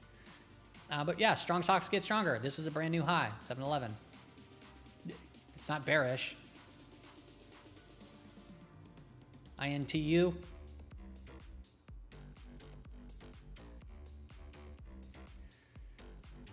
Also a little choppy. Well, I'd be waiting for consolidations here too, but INTU is looking pretty nice. Now, INTU, I can see why somebody's talking about it is because earnings is around the corner here. Tomorrow after the close. So I don't establish new moves into earnings, as you all know. We're looking at roughly a $30 to $8 expected move. So where we currently stand right now, I don't know where tomorrow we're going to close at, but $38 could bring us up, you know, up here to and around 700, down here to and around 630 on a one standard deviation move. So if we do get a nice breakout, because I mean, it is bullish chart looking, it looks bullish. If we do get a breakout and see a nice bullish candle, I'd be looking to see if we get some follow through and consolidate and then try to play another move up higher. I just wait on that stuff. Baidu was talked about earlier today, seeing a little bit of a bid. This one's still in a bearish trend, and this one also has earnings around the corner. So once again, I would wait for earnings. Looking at about a $5.53 expected move. A bunch of series of lower highs, lower lows in a downtrend. So until that changes. NEE, this is one that I was mentioning earlier that I do have a position in. I like it. I like the look of NEE. This is the #1 holdings in XLU, which is the utility spider. And, you know, it's just forming this little cup. You have an early entry right over here, and it's been going up, and we're kind of running into that pivot. If it goes up here and it consolidates a little bit more, comes back in and, you know, tightens up a little bit more, I think that it still looks like a good trade through the main pivot, which is at 80.50. 80.50. So get through 80.50. Bullish trend. And if it starts breaking back down, then you give it more time.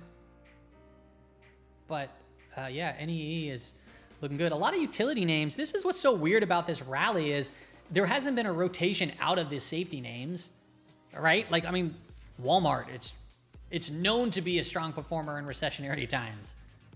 That thing is straight up, right? That was earnings. But look at XLP, right? XLP saw a little bit of volatility, but boom, XLP is at new highs. Consumer staples, people, is at new highs, mainly probably because of Target and then also Walmart. But consumer staples is more of a risk. Like, okay, XLP, think of XLP. Reuters citing consumer sources, staples. Brookfield this is talks what with people banks for need. funding Grifols takeover Think about bid, that. So consumer staples in is talks with banks companies that including UBS, and Bank of products America that people for bid need. funding. XLY is the consumer discretionary, and consider that as things that people want, right? Now, the reason why I say this is because consumer staples, if people need it, typically that means it's risk off. So even in recessionary times, even if price goes down, from a relative standpoint, consumer staples can outperform because it's things that actually people need, regardless of it being a recession, right? People go to Walmart. People, you know, it is just what it is. XLY, you know, you'll get like Tesla, right? People don't necessarily need to buy a Tesla, right? It's what people would want. What else is in XLY? All kinds of stuff. Let me pull up XLY. Market watch, analyze, tools, trade, analyze. Amazon, right? So once again, consumer discretionary. People shop on Amazon. Now, some could argue that Amazon actually is, you know, could be in theory a consumer staple, but there's a lot of things that are on Amazon that are sold that for people that want, right? But there's also things that people need. So yeah. But then you have Tesla, Home Depot, right? People will, during times that they want is to get things to remodel and so forth. McDonald's is in consumer discretionary, and I mean, that could even be considered technically a consumer staple. So, it's a mixed bag, but that's how I perceive consumer discretionary versus consumer staples.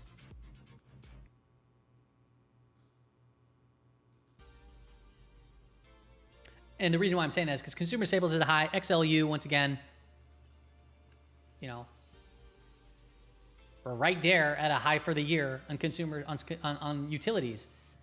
Okay, let's look at XLV. Let's look at consumer. Let's look at healthcare. Look at healthcare, another one. We're basically highs of the year here too. So you have all of these risk-off sectors performing very well, and then you look at XLK. Yeah, it made a bounce back. That's for sure.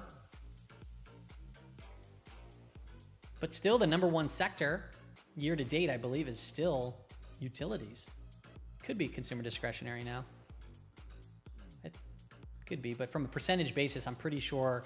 No, from percentage basis, I think utilities is still the number one performer. All right, let's take a look at the S&P 500 here again. S&P 500, that 558, man. This is the second little level that we identified today. So we had, not only do we have a little double bottom over here trade set up, boom, into this level, double bottom into this little level right there. We had the SPY, 558, Shacuse, and it's consolidating right here. I mean, I kind of like that look. Market net flow, not giving us anything. 558 is the magnet. I don't know. 558 is back down here. But right now in this little 2-minute time frame, we're just kind of consolidating this little run up. So maybe anchor an alpha, anchor volume weighted average price to this low. So if we do come down in here and it holds, start to see strength from it, it could be a potential setup. But right now it's just flagging, which doesn't look bad. Come back up into this area. 559.50. Let's get it. Shall we do it? Shall we get in our rocket ships? Oh, I forgot about that. I got rocket ships, dude. We can get into our rocket ship. Oh, my tummy. Some water.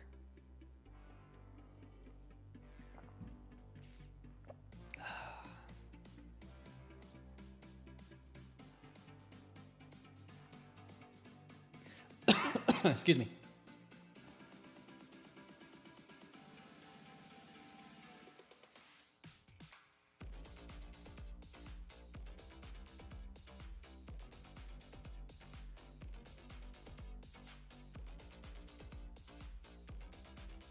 Okay. People want me to go in the rocket ship? Market net flow, Moto is market net flow is Tradie Ticks. It's on Tradie Ticks. In my Discord, in the query channel, if you happen to be there, you can go into the query channel and you can type in the code to get this chart automated.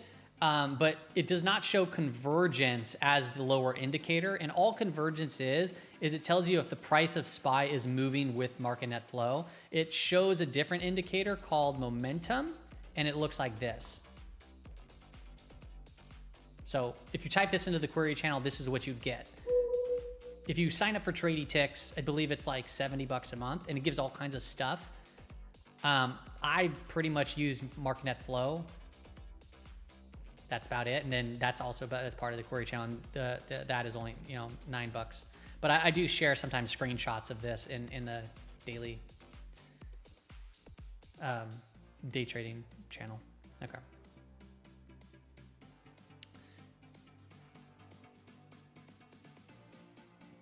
Don't worry, Ken. If you're missing the move up, it's fine. Like, understand, like, it's not like you have a crazy trend here. It's just sideways. So if we do start moving up further through this level, yeah, it'd be up into this 559, 550 kind of range in here, maybe. That maybe I'd be eyeing in on. Right, but the main level was at 558, and we saw strength from it and it's holding. So.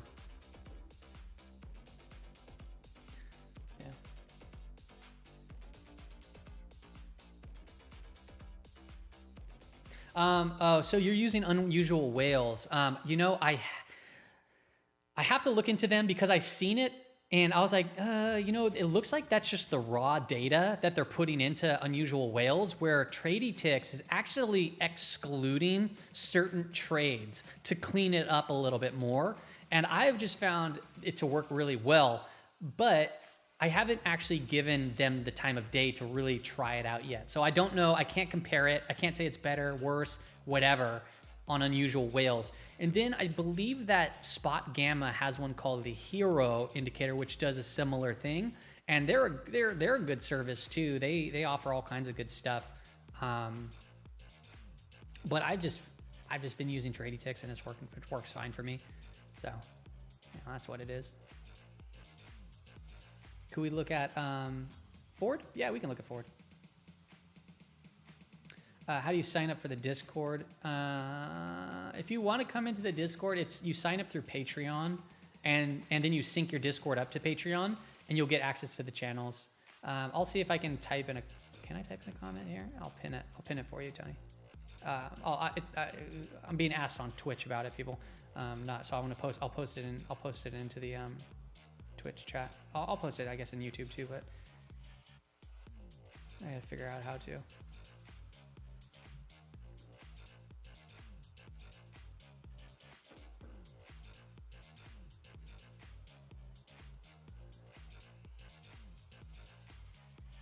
There, I pinned it. So if you go there, it's in the swing trading portion of it. It's like, it'll show $9 a month. Or you do it for the year and it's like ends up being $7 a month, ends up being like $90 US. But then it'll have all the stuff there listed that you get from it. There's all kinds of data. It's a tight knit community. It's by the way, Tony, it's not an alert service by any means. Okay, so I don't want you to come get in there and think like we're going to be posting like entries, exits, and all that stuff. It's not what it is. We do give a lot of data. There's some cool TradyTix bots in there, the query channel, but it's not an alert service or anything like that. Cool. For some reason I thought that was Tony saying that. Thanks, Savage.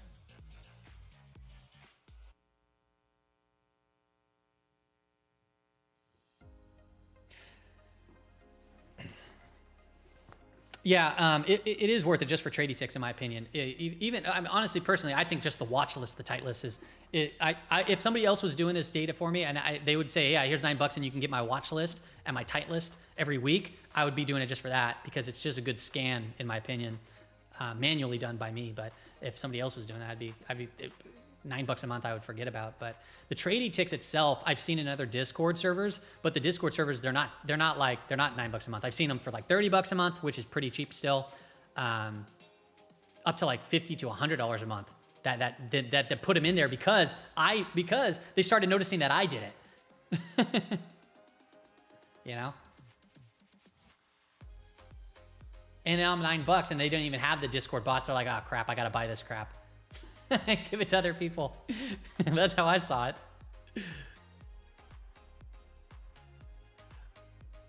A good scam? What for what, Moonraker?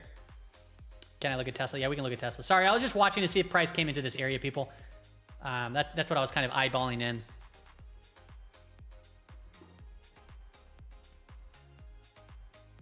This to me was more of a B setup. So I did a little trade. That's why I kind of went silent for a little bit. You should be an affiliate. Got to set up an affiliate service. Yeah, let's pull up 0 date levels. Good question, AH.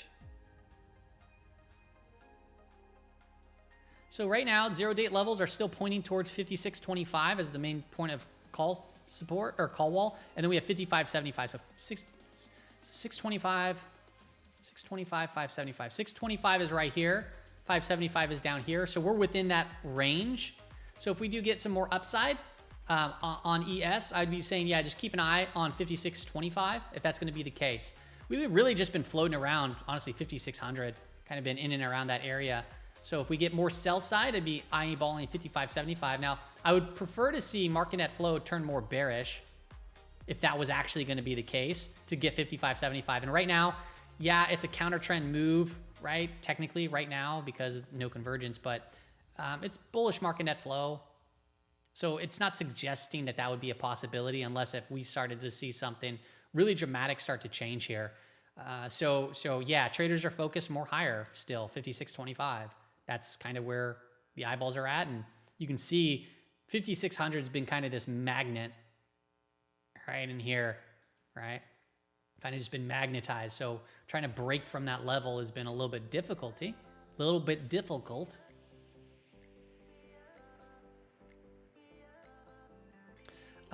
Savage, where is this on Tradie Ticks? Okay, so if you are in Tradie Ticks, if you actually have the service of Tradie Ticks, you can go into the market dashboard and options, and it'll be right here. Should pop right up. Yeah.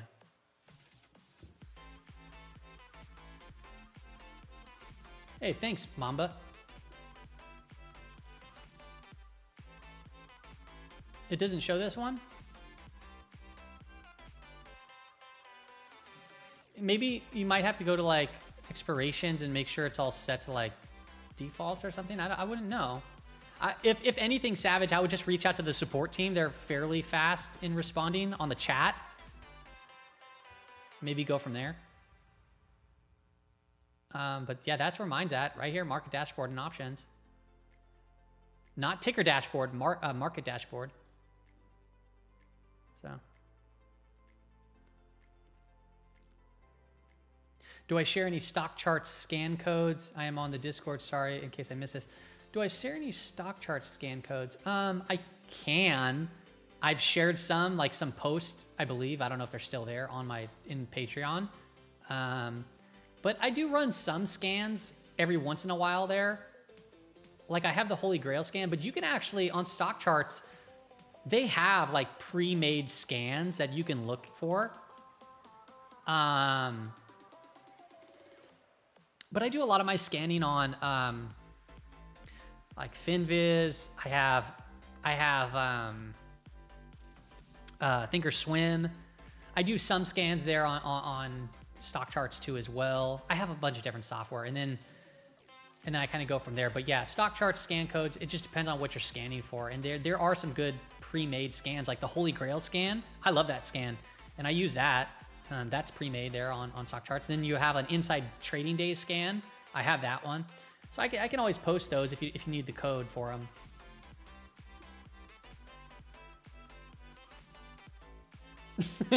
What is this? Why is it? Give me a second. Somebody clipped me here.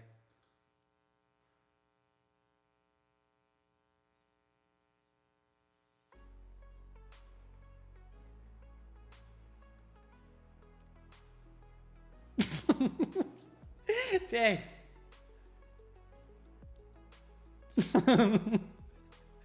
That's pretty funny. Somebody clipped that. Y'all too funny. All right. Let's take a look back here at SPY. We did come back into that little box, that 59.50 area. We're kind of still floating around there.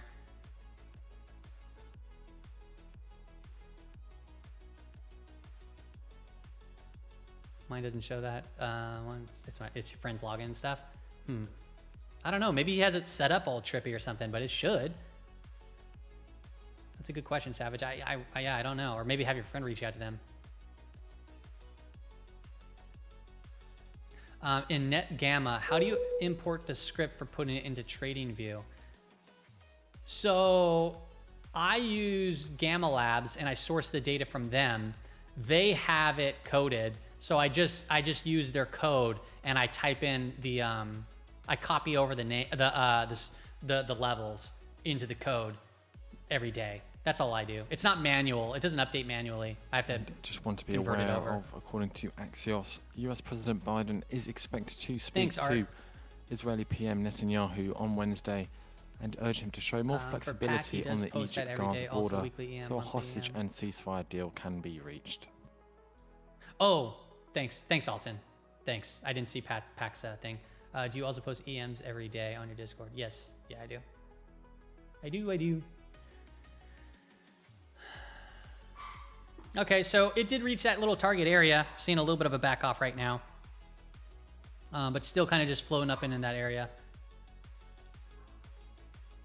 I did take I took a trade, but it was like a really low conviction trade. I'm wondering if I should potentially still hold it. I'm not showing it on the screen. I had to take it from my phone because I can't.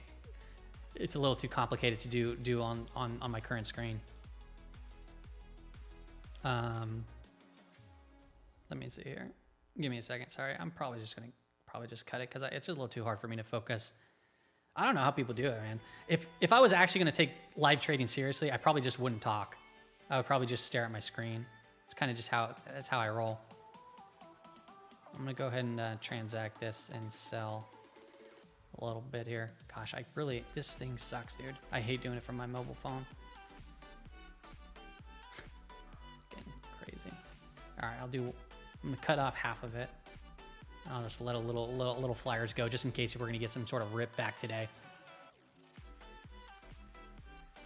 It was a small position. I'm talking like, there's a small one. Oh, dude, did I just buy more? Son of a gun, dude. I cannot do this from my cell phone. Oh, no, I didn't. Okay, my bad. I'm good. Okay, yeah.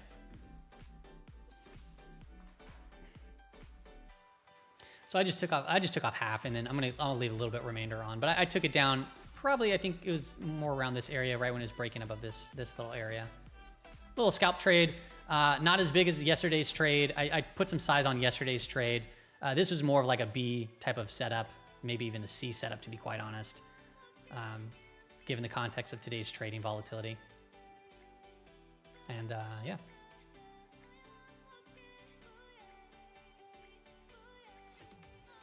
You're in, okay, so GG's saying he's in Baidu, $90 call, 823. I don't know, let me see.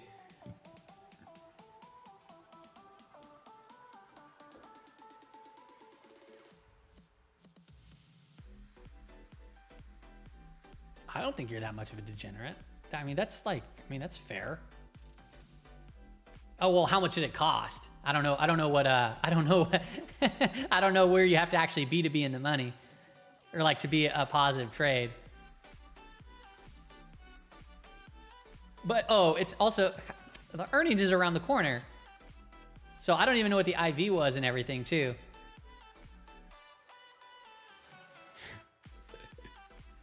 Whatever.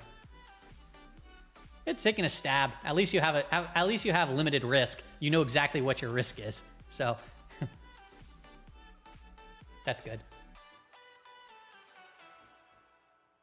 Yeah, we'll look at Tesla.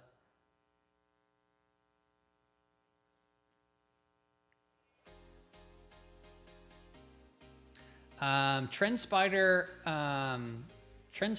is, I believe, how much is TrendSpider?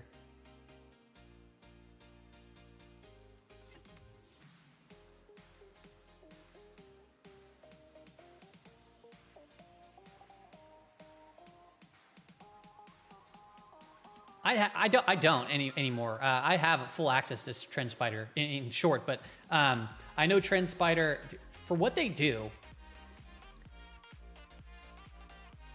I don't pay for TrendSpider. I have full force subscription to TrendSpider, but I'm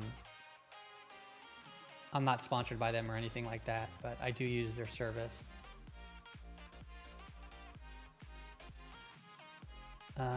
Sorry, I'm trying to figure out. I don't really remember how much it was, but they always have deals. And to be honest, dude, like, if you want a deal on TrendSpider, so I have in the Discord, I have like resources, and you can get like a certain amount off. That's like an affiliate thing. Like you get 25% off. I've seen it offer 50%.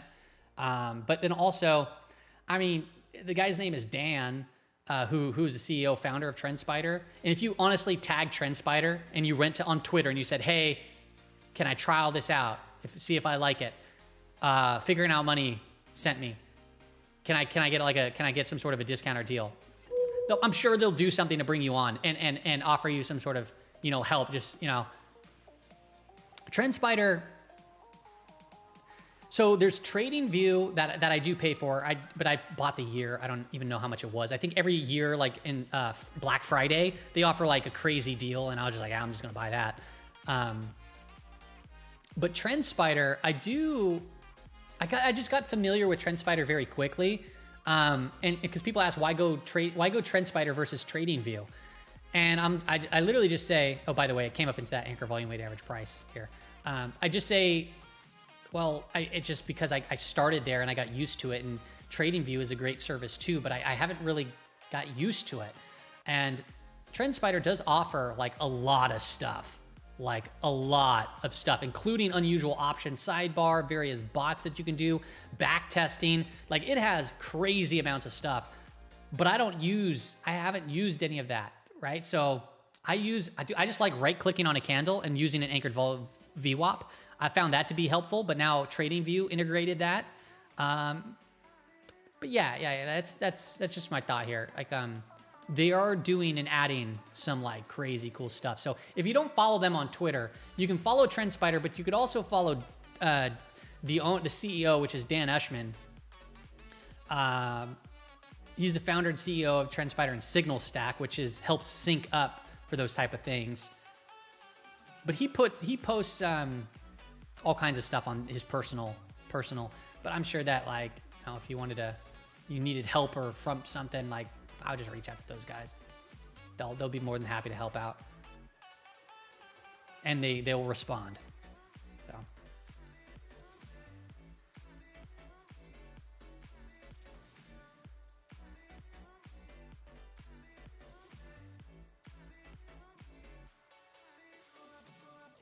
You're climbing a mountain right now, Art? That's pretty rad. Adventurous. All right, let's take a look here at Twitch. All right, Savage, I'll let you know. I've been really wanting to come back to New York. I really miss it. I love going there.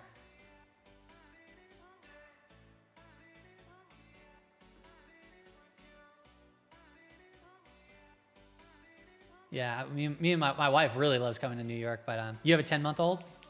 How is it in the city with a newborn? Well, fairly newborn. You live right beside the park too? Man, y'all are crazy. Y'all are crazy, man. You guys you live in the high life. That's so sick. That is so cool. That is so cool. Yeah, man.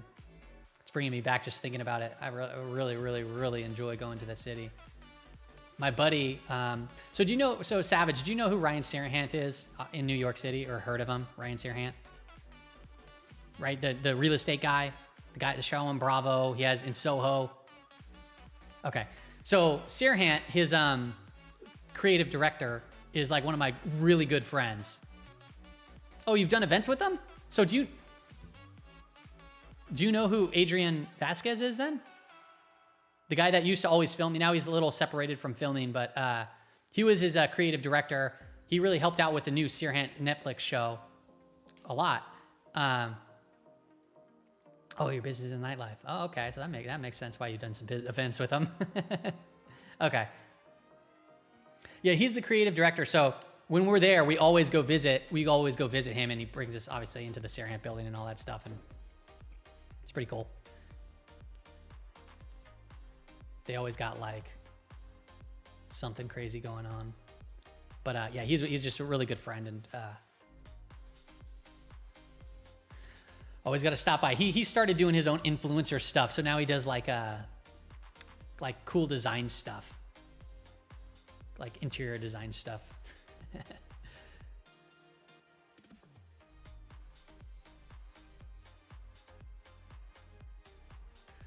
Yeah, Altan, yeah, Thinkorswim is a good, yeah, I like Thinkorswim platform. I don't trade on Thinkorswim, but I do use it frequently too for all this stuff. Okay, where was I, people? I keep getting sidetracked. We were going over some names. I think it was, I don't remember. We talked about NEE. What was QID? Somebody had mentioned QID. Ultra short Qs. I mean, yeah. I mean, if you wanted a little hedge to your portfolio to see this shakeout move, yeah, you probably catch a little move to the upside. It is slowing down. Like, so if, instead of looking at QID, I'll just pull up Qs and show you the same thing, but flip. Notice at least at right now, you get authoritative candles, and see how the range of the candle bodies are kind of shrinking right here. it just tells us that the market's getting a little indecisive, right? These doji candles, they represent indecision. It doesn't mean that it has to come down and reverse. They can be reversal candles, but it also means that it just could be taking a pause before a stronger move. So yeah, if we start breaking the low, maybe that brings us down a little bit. If it brings it down a little bit, doesn't mean that this whole move is over and done with. That's why in yesterday's brief, we talked so hard about the SPY move and a potential shakeout, just by looking at the volume of how we can potentially get a shakeout, right? And where that can potentially come down to. That's not to be bared up by any means. So I hope people understand that it's not to be bared up, because we were talking about here of how to get more exposure in. Now we're talking more specifically about being careful for a shakeout in the markets, and to not be fooled that if it is just a shakeout, you just got to be more careful and cautious. It doesn't mean that we can't hit all-time high. It doesn't mean that we can't go like this and overshoot it. Just an update here for I mean, SQM. okay. The executive does think capex they have in the lithium industry today is really good, and they don't think that the long-term pricing of lithium is today's price environment. Okay, so let me break it down for you. So remember the analog that we were doing for VIX from 2007? Does everyone remember that? If not, I can try to re-show it. But remember how the volatility index, the bands were coming in the tightest it's seen, and just recently in 2024. And if you go back to 2007, that was the last time it was like that tight. Well, let me just show you something in 2007, right? We're getting this big move back, right? A big reflexive bounce. But if I go to, bear with me, because I could be full of stuff. I just remember it being similar. So VIX structure I remember right now because I've been looking at it. But I'm going to go back to 2008, the financial crisis, and don't get all up in a tizzy about it's not going to be the same thing, right? It's obviously different times, but the reason why I'm saying that is because okay. Notice how here also, right? So we're looking at the VIX structure, but if you just look at price action, like this was a big sell-off, right? From the all-time highs over here down to here, it was like a 12% correction, right? That was into August, right? August, which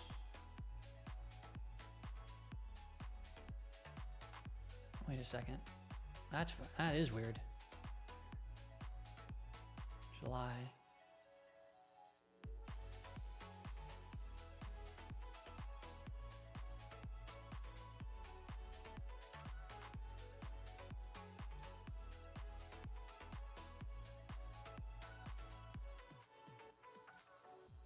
That's pretty crazy, actually.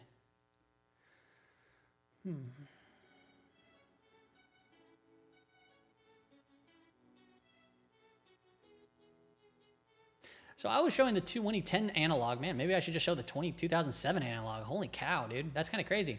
So, okay, different times. Remember what I said about analogs in the earlier part of the stream.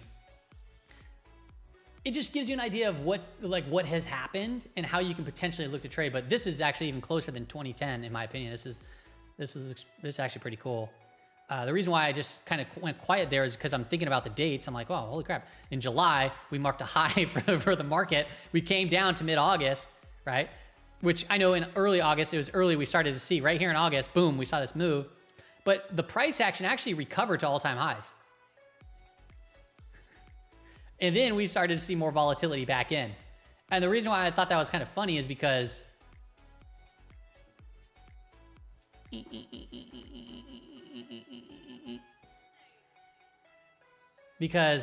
right here, that's hella funny. It's literally the same date. It's 7/15. That's pretty funny. So mid-July, right? Very similar. We saw it move down, and in price action, it rebounded. It took more time, but it rebounded and actually overshot it. Right? But then it came all the way back down, like a bunch of chop. So the reason why I'm stating this is because, not to say that that's going to happen the same way, but that's what's happened in the past. So knowing that and understanding a very strong move back, they could get faded. And, once again, strong moves up can be followed by strong moves down. Strong moves down can be followed by strong moves up. That's volatility.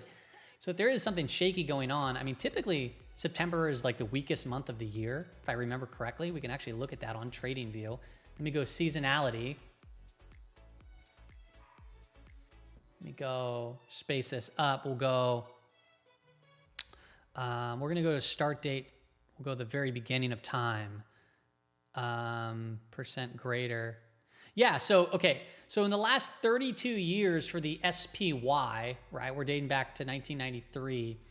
If you look here, it's showing the percentage of times that that the S&P 500 finishes greater than 0%, greater than 0%. Okay, so that means in January, 58% of the times it's greater than, it's up. Over here, 75%. So April is like the most bullish time. Well, no, actually November apparently is the most bullish year of the month. But take a look here, September. September is known to be the worst year, like, right? 48% of the time it closes up. So basically a little bit less than a coin flip. So we're coming into weakness, apparently, right? Let me close this back out. That actually makes it even more funny, in my opinion, because in September, I'm not going to go back. Maybe I'll have to make a video about it. That's pretty cool. Yeah. But yeah, so we're coming into, after a very strong move, we're coming into a period of the weakest month of the year. So this is all kind of goes hand in hand to why I said, watch out for the potential shakeout. Because the shakeout, it could be small, it could be big, it could be more sideways consolidation. But as it stands right now, with the trend, strong stocks typically get stronger, weak stocks typically get weaker. We're right there, a stone's throw away from all-time highs. Yeah, we're seeing volatility. And yeah, we started to see follow-through days. What we haven't seen is distribution days start to add up. And if we start seeing distribution days start to add up, then we'll start to take our foot off the gas. But as it stands right now, that's just, we're easing back into the markets. And you know what? You know what will tell us if we're wrong, if the market's going to come back down, is a lot of the positions will start getting stopped out, right? Or you'll start entering into more positions and you'll get more fake saws, whipsaws and all that stuff. But right now, if we go to the 15-minute time frame, go to the 5-day moving average, where are we at? We're above a rising 5-day moving average, okay? And we're in positive gamma territory. We're above that flip line, which is at 55.40 right now.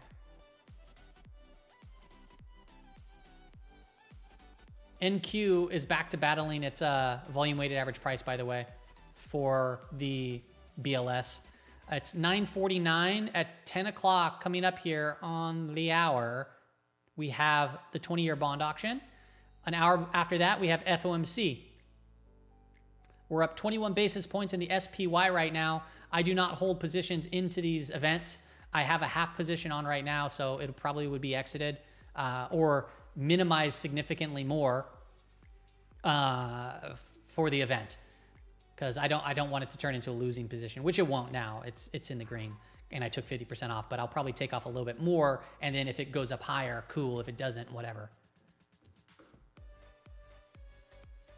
Do I think that we've seen the lows for the year? I don't know. That was pretty aggressive, to be honest. This mark over here was pretty aggressive, and we have a few months left. I'll tell you what. I think it's too hard to decide that because we haven't seen any sort of test of the market yet.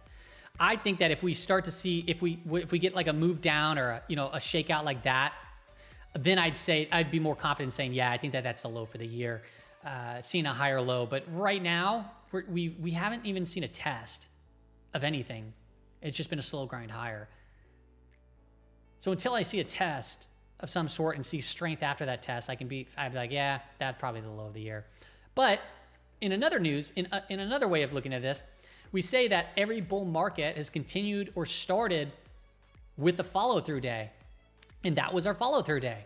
The follow-through day is a day that has... 10 minutes time, we are expecting the results from the US bond auction, where they are to sell 16 billion of 20-year bonds. Just going over the last 20-year bond auction history, high yield was 4.466%. And in terms of averages, we will be quoting the 6 auction average, and that for the high yield was 4.585%. For the tail, it was a stop through of 0.1 basis points. Average was stop through of 0.7 basis points. Bid to cover ratio was previously 2.68 times, average was 2.66 times. Dealers took 8.5% of the bid last time, average is 10.7%. Directs took 14.3%, average is 17.2%. And lastly, indirects took 77.2%, average was 72.2%.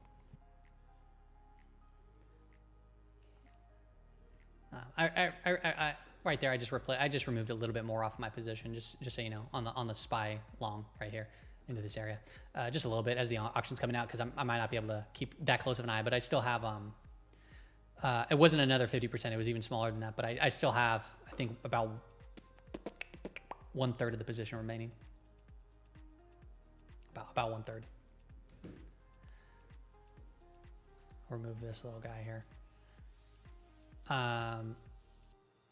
I lost my train of thought there listening to that. We're talking about lows for the year. Do I think it? Yeah. So I think we just need a little bit more data. I'm open to the idea of not being the lows of the year, and I'm open to the ideas of it being the lows of the year. But what I was talking about was the follow through day. No matter what, like, I don't care what the headlines are, right? We know that bull markets climb walls of worry, but when we get this sell off here, this is the attempt, the low, and then we look for rally attempts. We got day 1, 2, 3, 4, 5, and it's day 4 through 7, according to the How I Make Money in Stocks, a book by William O'Neill. To find a stock market bottom, you look for follow through days, and the follow through day is a day that's up 1.2% or higher with higher volume than the day prior. And that is the initial, that if you go back to any bear market, no bull market has started without that. So when this happens, it doesn't mean that it's going to be a 100% accuracy rate, because there are fail rates to this, like 40% of the time, maybe even a little bit more. But the information here is no bull market has started without that. So when we get it, you have to start looking into at least get some exposure back into the markets. And then we look at a little bit more detail, right, that they didn't have back then. But we look at individual, like specific gamma flip lines. We look at like the rising 5-day moving average if we're starting to pick back up and so forth too, which was not, that stuff's not part of the book, but that's what I add into this. And that all happened. And then we started to see more follow through, right? So for me, it looks good, right? There's no question to doubt this, other than that it's very typical that after a strong move, you get some sort of consolidation pullback. Does that mean short into that? Nah, it doesn't mean that, because you'd be shorting into strength, like hands down, right? And if you shorted here, you'd been wrong. Shorted here, shorted here, shorted here. Maybe you made a little bit here. Now, if you add a short position to your portfolio because you have some longs on, and you just have like a little short position on to protect, that's different, right? That's different. But being net short right now, especially down here, if you didn't cover, if you're net short, you'd be biting your fingernails right now, right? And on top of that, like if it broke up to these highs and you get shaken out and then it comes right back down like 27 or 2007, that would suck. But I personally, when it comes to shorting, and I want to be very clear, once again, I feel like I am, but I have, any new viewer to know this. When it comes to shorting, for me, the positions are always smaller than my longs. So for example, if my max long position is 10%, my max short is going to be 5%. Max position. Sometimes I'll trade a 3x fund because some of my accounts don't allow me to do shorting. Okay. My retirement accounts, they don't allow me to short, so I'll buy a 3x fund, which means it's even smaller than 5% because it's 3x times leveraged. Sometimes I do positional bets like that, fade trades and so forth, but very rarely, if ever, I'm ever net short in the market. I'd rather just be cash at that point. Yeah, net shorts, yeah, exactly, Hoover. You'd have to be pretty darn confident in what you're doing to be somebody that's net short. Because you can do great, right? Especially if it goes in your favor really quickly. But to go net short, you got to be on your A game. You got to be real good. Real good. Will the upcoming meetings move markets? Yeah, I'm sure they will. We'll probably see a lot of intraday volatility and see how it digests. DX. I'm assuming that you mean the symposium. I think that it's, okay, so FOMC minutes are coming out in an hour or so. What are they going to say that's new? Okay, I don't know. Probably nothing. So maybe that gets a little intraday volatility, shakes here and there. I don't really know. We'll see, unless there's something new statement in there. But then you have the Jackson Hole Symposium, and that's been notoriously kind of like a head scratcher there, because they can come out after seeing these revisions and really start to change their tone about what they're going to be doing here in September. Like, are they going to move them faster than a 25 basis point cut? Because 25 basis points is literally nothing. The market, we've just went on a monster move, of huge rate increases, historically speaking. And now we're going to move it, down 25 basis points? When are we going to start moving more than that? Are we going to need to move more than that? And if we start lowering rates, that's him telling us that the economy is slowing, right? Are we in this Goldilocks era, right, where everything's, working out? Are we going to have a no landing or a soft landing? And the Fed has always typically been behind the curve, right? Behind the curve, right? So if we're holding rates too high, and then, are we going to be holding them higher, and they're going to lower them? Are they going to lower them slower? And if there's something that breaks systemically, what are they going to do? Are they going to go right back to the money printer and slam rates down? And if they do that, well, how's the market going to respond? Because remember, we're trying to get inflation down, and more liquidity in, and slamming rates back down could just amplify the problems that we've been seeing. Very weird position to be in, just to say the least. So I like to the narratives, they confuse me. They go all over the place. I look at the history. I'm like, oh, wow, when they cut rates, it's not typically great. So if the market starts to see more volatility, I'm going to be able to let my foot off the gas and be okay with that, just in case if there is something more to happen. Oh, but Mike, when specifically would you do that? Well, because I would look at, once again, the 5-day moving average. Are we above a rising 5-day moving average? Are we below it? And then I would look at the gamma flip line. Are we above a gamma flip line, or are we below it? Because I will tell you this S&P 500 move right here, this move can have been completely avoided because we were there below a declining 5-day moving average, and we're in negative gamma territory. Don't believe me? We were in negative gamma territory. Time series, net gamma. Negative gamma territory as of July 18th was the warning shot. The blue is negative, the green is positive. So July 18th, seeing a little bit of a pop here in the S&P 500. Glad I have a couple runners on. We're coming in 1 minute to the bond auction. Market net flow started to get that green convergence back over here. Still have that positive divergence over here. Seeing a little bit of a pop as we're getting that bond auction data here, 20-year bond auction. Should coming out soon. We're starting to recover the anchored volume weighted average price here for the revisions to jobs. Heading into a macro report. Okay.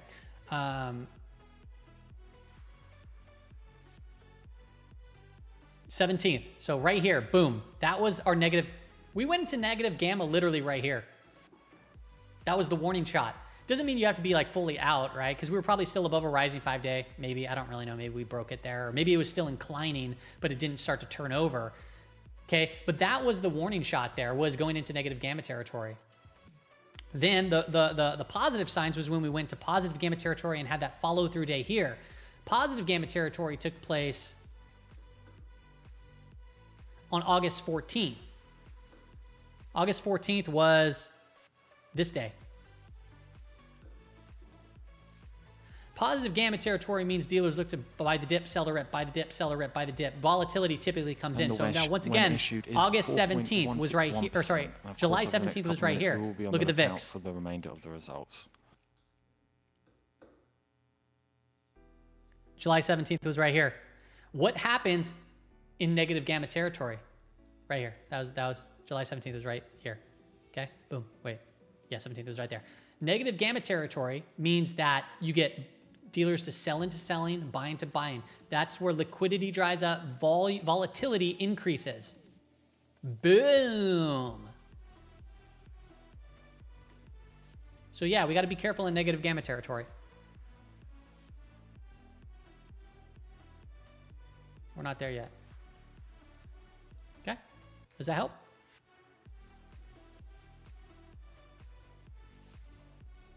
Take a look at app. What's up, Old Testament? How you doing? Yeah, app looks good. App looks like it's breaking out right here. We got through earnings. App looks good. Yeah, nice little. We're making a move here. We had this little consolidation moving through. I would prefer to see more consolidation, but we might still get it. But yeah, app is making a nice move here. Look, this could have been the shakeout in app, kind of move with market volatility. So see how here in August we had the shakeout in the SPY. App followed that. So if we do get a shakeout in SPY again, I would APP is going to follow that too as well. But what I do like here is that app is coming back to and around the all-time highs. I believe all-time highs. No, not all-time highs, but the year-to-date highs.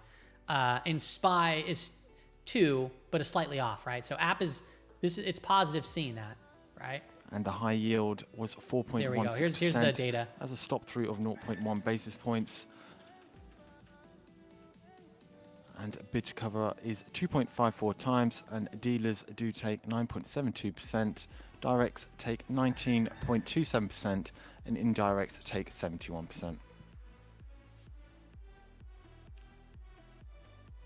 And just going over that data again, the high yield was 4.16%, as below the prior 4.466%, and 6 auction average of 4.585%.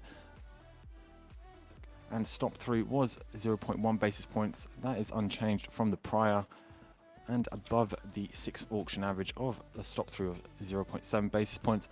Bid to cover ratio was 2.54 times. That is below the prior 2.68 times, and below the 6 auction average of 2.66 times.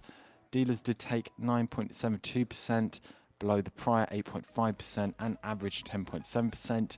And directs took 19.27%, as above the previous 14.3% and average of 17.2%. And lastly, indirects took 71%, below the prior of 77.2% and average of 72.2%.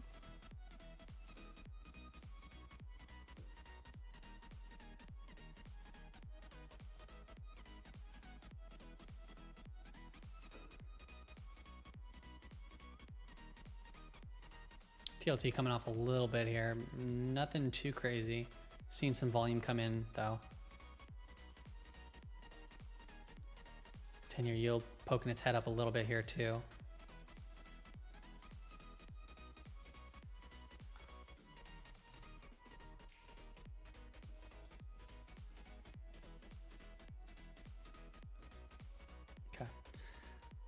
Okay, we got that out of the way. We got now an hour left till FOMC minute. I still got my runner on from back here. I took off a little bit into that box over here, and then a little bit more just making you aware, recently. Seeing a little reaction in treasuries after that 20-year the exact bond auction. area. Market net flow, we're still looking positive here. We have some overhead at 5. Well, let me actually see it. No, that's not overhead. This is below us, 560 to 559. That's actually a good sign. 30 cents above 560. So 560 can repel price. So we want to hold this 560 level, 559 level. I'd say more focused in on 560. That's decent. That repels price. That's good. You'd want to see that unless something changes. As far as NQ goes, still holding above the anchor volume weighted average price. It actually held decently. It's coming in a little bit. God, man, that's some wild candles here. It's still above the anchor volume weighted average price from the jobs revisions, but it's pretty much right there. So no real trend there in NQ. Market net flow still pretty strong, and we're holding the 560 on SPY. Okay, so 560 as we're pulling back into it, you'd want to see 560 kind of be that level for price to stay above. Okay, you'd want price to stay above there.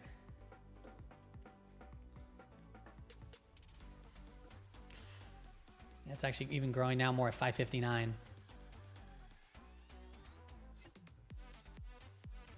We're getting more action now at 559. Let me take a look at just the total strike. If anything gives us, no, 560, 559. Okay. 559 is way down here though. Yeah, I'd say still, yeah. You want to stay above 560. And then from that point we can see more chop or more shaky movements. But yeah, 560 would be the level on 0-date SPY that you'd want to hold, because this level can repel price.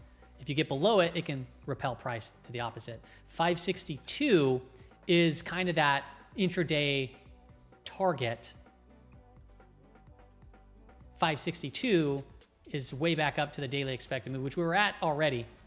But that would be the level. If we can hold bullish convergence and traders really want to start picking up and they like what they see from the FOMC and so forth,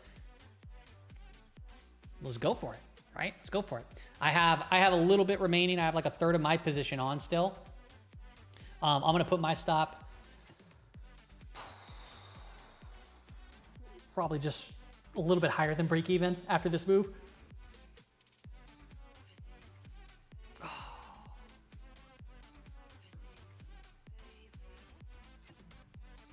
Yeah, so NASDAQ right now, NASDAQ's a little funky right now, so it's not really giving us much. Like, see how it's just, this is when the news released for the earnings revision, and we came up there, like this was right here. This was one of the trades earlier today. I didn't take it. We called out potential little double bottom into this, and we're floating there. Now we're above the opening range. We're getting a little bit of a pullback here, a little bit more volatility as the market's digesting that data. But yeah, not much of a trend day here. This is really just chop sesh. So I wouldn't execute into that unless it was a very clear setup. And the only clear setup that I kind of had an eyeball on was this one. And I was too slow to try to take that. And honestly, even this setup, it's more of like a B setup, right? I'm only grading it a B because it was above the opening range on that break. That's the only reason. Otherwise it would have been probably a C setup, definitely not an A setup. And in SPY, this was the level that we watched earlier because of just a big old gamma level. And it did hold. Now, I don't execute into that. Some traders do. But I did wait for the strength to show. I saw this little consolidation, and it held this anchor volume weight average price. So I entered in right around here, maybe a little bit lower. And that was also not an A position for me. So this was like actually more of like a B setup to C setup. So I did smaller position. I exited about 50% here. Another smaller portion right here, I think. And now I have about a third on to see maybe, like, if the market really wants to crank, I'll go for it and I'll try to have a runner on and I'll go from there. But in this current moment, I don't really like the look of it. I mean, it's just sideways, right? We're 25 basis points higher on the trading session. On a good note, we're holding above the swing low anchored VWAP. We're holding above the news anchored volume weight average price, and we're holding above the high of the day anchored volume weight average price. So, yeah, I don't really like the look of this right in this current moment. What I do like is market net flow. That looks positive. Let's see if anything changed from a 0-day level. 56.25 is still like the main level of focus. Wait, no, that changed, did it? Yeah, 56. Okay, so that did change. It was 56.50. Now we're more focused to 56.25, which is basically where we're at. Let me show you.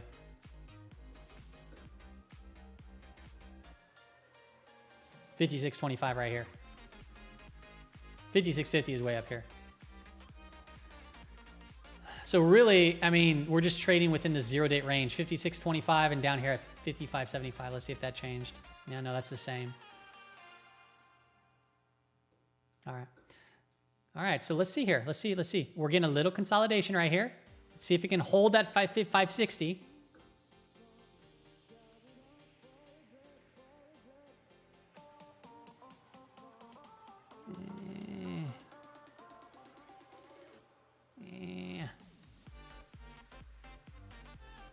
Okay, it's holding the 560. We saw a little consolidation in there.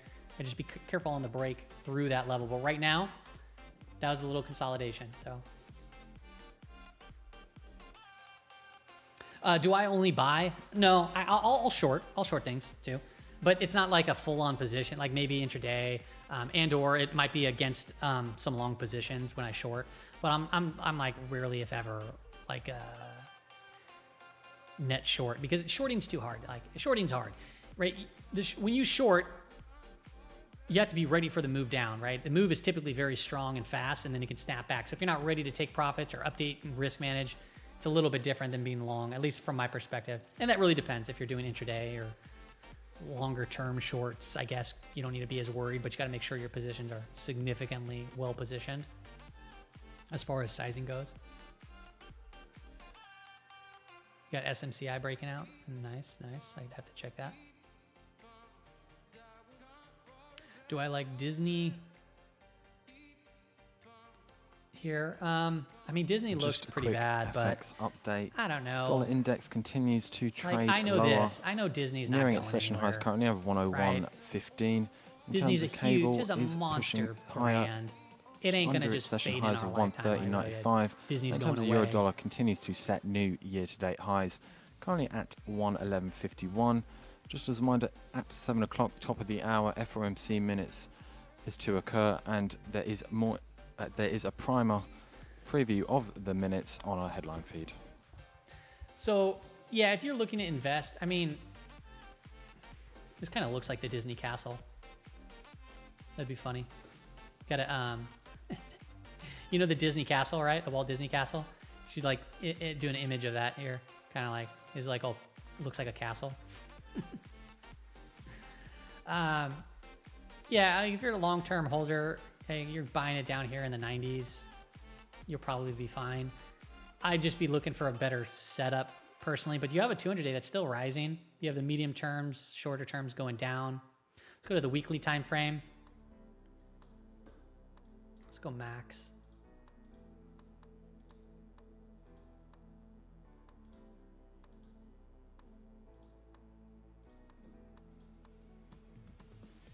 Oh, man.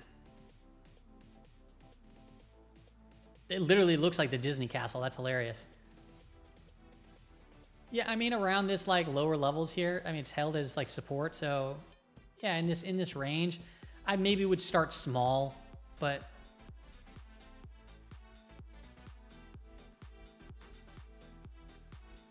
I don't know, man. What the heck's going on with Disney?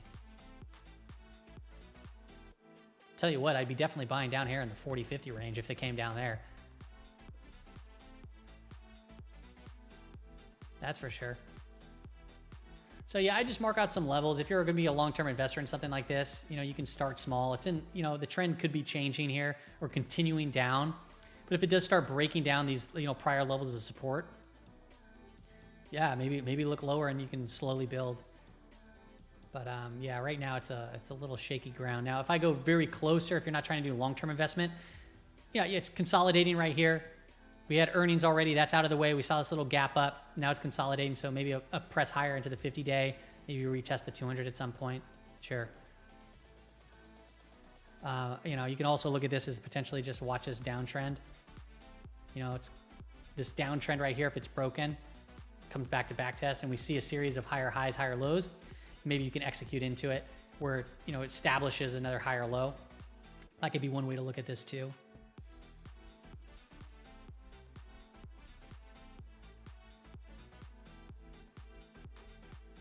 Yeah, it's being managed into the ground. Yeah, it's clearly something a little bit off on Disney, so we'll see.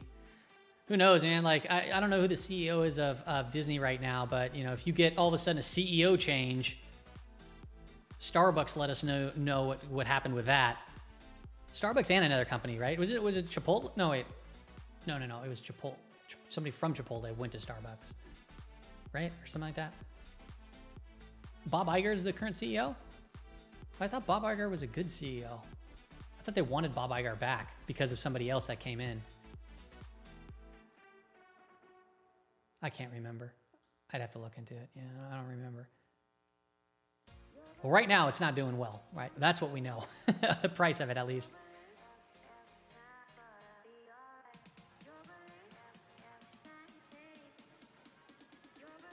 Cake is breaking out. Take a look at Lululemon and Snow. I'm actually interested in Cake. Yeah, let's see Cake. Cake is breaking out. People are getting excited about some cake. I went to Cheesecake Factory a little bit ago. Okay, so for those that know what because I ended up getting a brunch meal there, an eggs Benedict, but it was like a chicken and waffles eggs Benedict. It was actually pretty good. But so it first came out, they do poached eggs, right? Cheese Benedict or eggs Benedict, they're poached eggs. The first one came out, the egg, and I never send my food back, but like you cut into the egg and it fell out like water, and like I like a runny yolk, but obviously, but on Eggs Benedict, but it was like white, clear white. The egg was still clear and white, right? And that's an undercooked egg, right? I'm pretty positive you're not supposed to eat that stuff from my understanding of watching plenty of Gordon Ramsay shows, right? Correct me if I'm wrong here, but it was like a clear white. It was like boogery clear. It was gross. So I was like, yeah, I think this is under a little bit, and yeah, raw. And then I told them that, and I think they thought like I didn't think that an Eggs Benedict had a runny yolk, so they came back and they remade it for me, which was nice because I hate doing that, but like I don't think it was safe to eat it. Okay, and then they came back and it was literally like a hard-boiled egg, and then I was like, whatever, I'll eat this. They're like, is it more to your liking? I was like, it kind of went from one extreme to the other. She's like, oh, and she looked at me like, no, that's what you said you wanted. Like, it had that face. I'm like, no, like, the last one, I knew that it was supposed to be a runny yolk. It was just white and clear and raw. This one is completely overcooked. It was like a hard-boiled egg. And I was like, she was like, oh, we can remake it. I'm like, no, like everyone else had their food in boxes at this point. And I was like, I'm just gonna eat, like, I can eat this. Like, I'm fine with eating this. And it was still good, but come on. It's a poached egg. Michael Luxon sounds like Edward Norton. I've gotten that a few times. That's hilarious. You called out the Disney castle? That's hilarious. That's funny too. That's cool. Do I use the voice on Tradie Text? No, I don't. I don't do any sort of alerts on Tradie Text. Yeah, let's take a look at Bookmap. How does Bookmap look?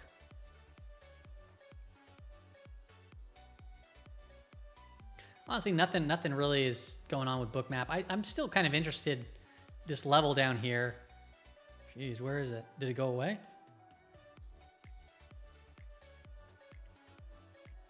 Yeah, 5250. There's like 3,000 contracts hanging out down there at 5250. And it's been there for over a day.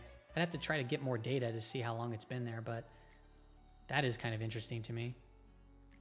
So let's mark that on our screen, actually. Let's go to ES.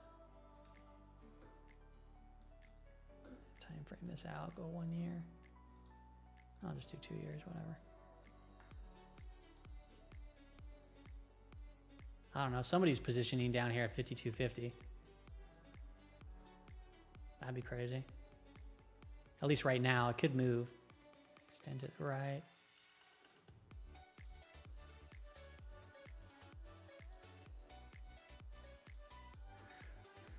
So Bookmap does have a level down here, and it's not a small level. That's 3,000 contracts. Just on the geopolitical footing, Sky News Arabia does report that the new head of Israeli military intelligence binder. No, I was in Roseville, California. There's a cheesecake factory there. Of the it's war like in a the north. shopping area of Placer County, I think it is.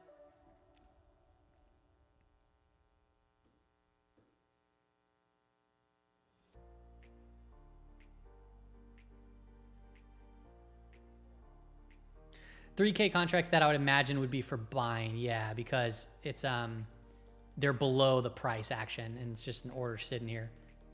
Oh. Wait a second. No, I'm tripping. Okay, no, it's further down. Jeez, my goodness, it's way down there. It's at 5250. Yeah, 3,000 contracts just sitting there. These would be on the bid, yeah, because it's below price, right? They can pull them at any time, but they are down there. They've been down there for more than a day. So, and it's not a small number. Gotta at least know what's going on. That's not, that would be a firm. That would not be some little kid. Wouldn't be a little kid down there. 3,000 contracts. That's a whole heck of a lot of money down there. We'll look at like, levels of 400, 500. Those are big levels. Can you imagine that? Trading a 500 lot? What's up, Trader Joe? What's up, dude? How you been? How's life? Didn't you go fishing or something like that recently?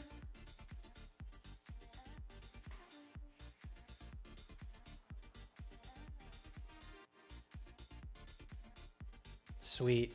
Dude, how's Alaska? I bet that's fun. And have you caught anything, or are you fishing in Alaska or no? JPOI seems to be inching up. That's, yeah, Roseville Galleria, David Price. Yep, that's exactly where we were. The Galleria. You're doing work out there? Nice. That's a cool trip. Is it like a, is it actually like work, or is it like a kind of like a retreat sort of thing for like a team sort of building sort of thing? Or is it like actually like you gotta go, like you actually have like work? I used to do trips with Verizon, but we had like, we had work trips where we did meetings. Okay, it's actual work. You're like, yeah, it's actual work. It's funny. That's quite the travel there. That's pretty cool. Anything crazy going on over there that we need to know about, right? Is for LMT, right? For Lockheed? What do we need to know? Tell us the down low. Tell us the scoop. I've been seeing their price, their stock go up. So, what are you not telling us? Yeah, there's Lockheed Martin. I don't know if you're still there or not, but I would imagine. But right, it was Lockheed, if I remember correctly. You're like, I can't tell you. Yeah, Harry Monroe. I have a video doing stuff for the Air Force. Damn, dude. Trader Joe's an undercover, just a badass. I just know it. Yeah, I'm doing work out here for the Air Force. Out in Alaska. And just but I'll go fishing too. Going on further with geopolitics, Can News does report Israel is expected to retaliate in a strong manner as a response to Hezbollah striking the city of Katrin in the Golan Heights with 50 rockets.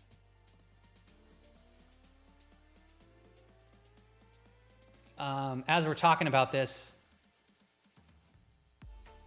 there was some more geopolitical news. We'll see if the market responds to that.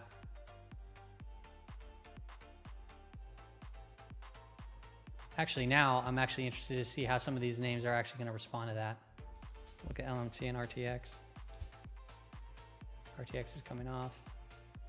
What about GE? Okay, what about GD? No.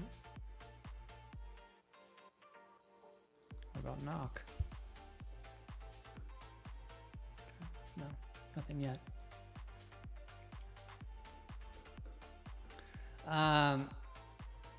Not much of a response from that. Maybe the market hasn't really digested that yet, but it says from a geopolitical standpoint, Israel is expected to retaliate in a strong manner as a response to Hezbollah striking the city of Katsarin in the Golan Heights with 50 rockets, according to Kan News.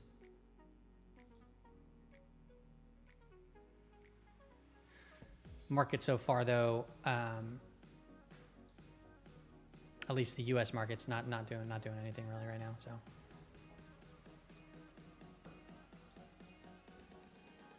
Okay.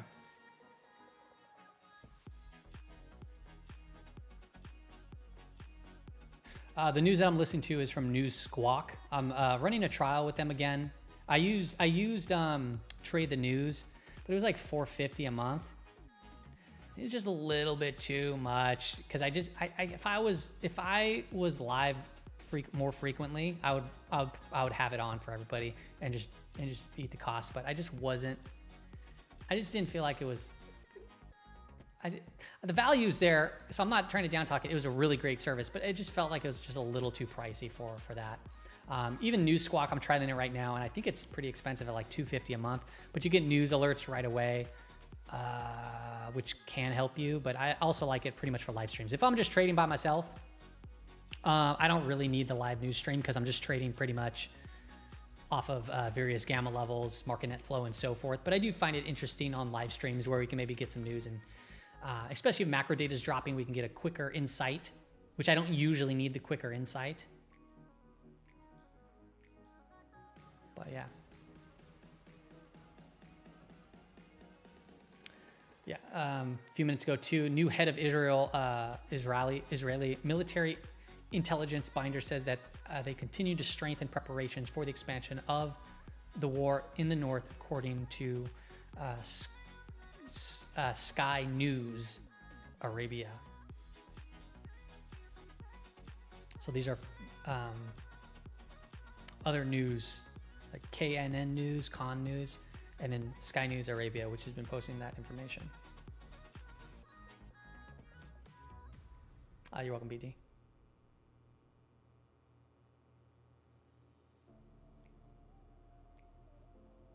You worked there back in the day, nobody? For cheesecake, you can confirm it sucks. That's good to know.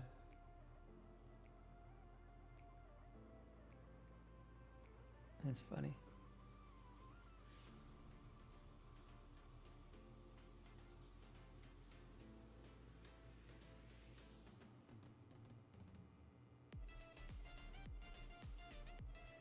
The intraday low, and then switch over to trading view. On what price action are you talking about? SPY?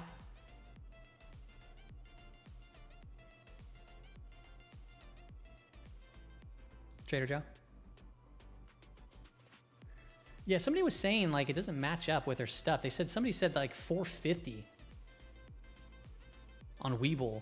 So yeah, the intraday low for us here on TrendSpider was 558. Let's go to, I'll just pull up SPY really quick.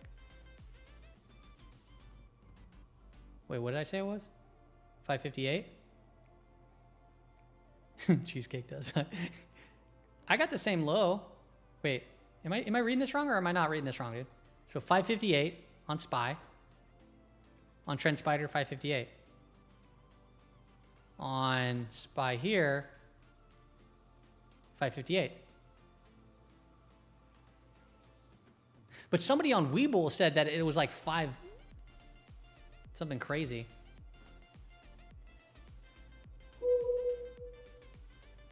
Oh, the daily candle. Oh, back over here. Yeah, I think that's what they said. Is daily. Yeah, that's what somebody said on Webull. So that must be I don't know what that is. That's weird, huh? Yeah, the daily candle has a wick low down to 554. I don't know why. Something weird with the data. Or maybe it's a sign. A sign. Oops.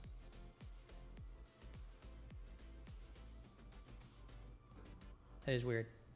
Yeah, somebody had mentioned that earlier, but I don't think that they said look at the daily. So now I know what they're talking about. I wonder, is that on TrendSpider too, or did they cut that data out? Let me look at the daily time frame. Okay, so TrendSpider didn't have that. Does Webull? Or does Thinkorswim? Yeah, Thinkorswim is the same way. So how is TrendSpider doing that, not doing that, and picking that up, but yet these are? And then intraday, it's not there, so that's annoying. I'm gonna have to fix that candle manually. I'll do that at the end of the day when the day's closed to know for sure. But because looking at a candle like this is gonna really because that would be technically a bearish looking candle. Like after a move like this, it shows that the bears did show strength, but it's not to that extent. It was like up here, right? That wick is a little confusing.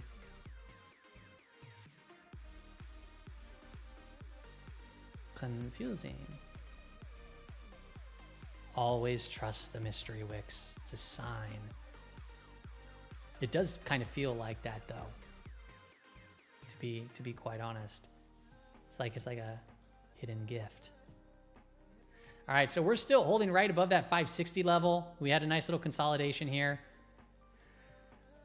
See if we can break from it, but let me see market net flow. Yeah, 560. Okay, market net flow is still green convergence, still bullish here, but it is kind of waning a little bit. So yeah, you really just want to hold that 560. That's pretty much it. Bullish above it, cautious underneath it. Yeah, it could be a bull flag, exactly, Savage. Yeah, you just want to really, that 560 level is something, right? This little area you want it to hold, because you might get, like, if we break down through it, you might see a quick flush, but it could very well come right back up and set back up again. You know, a little shakeout, make out, take out.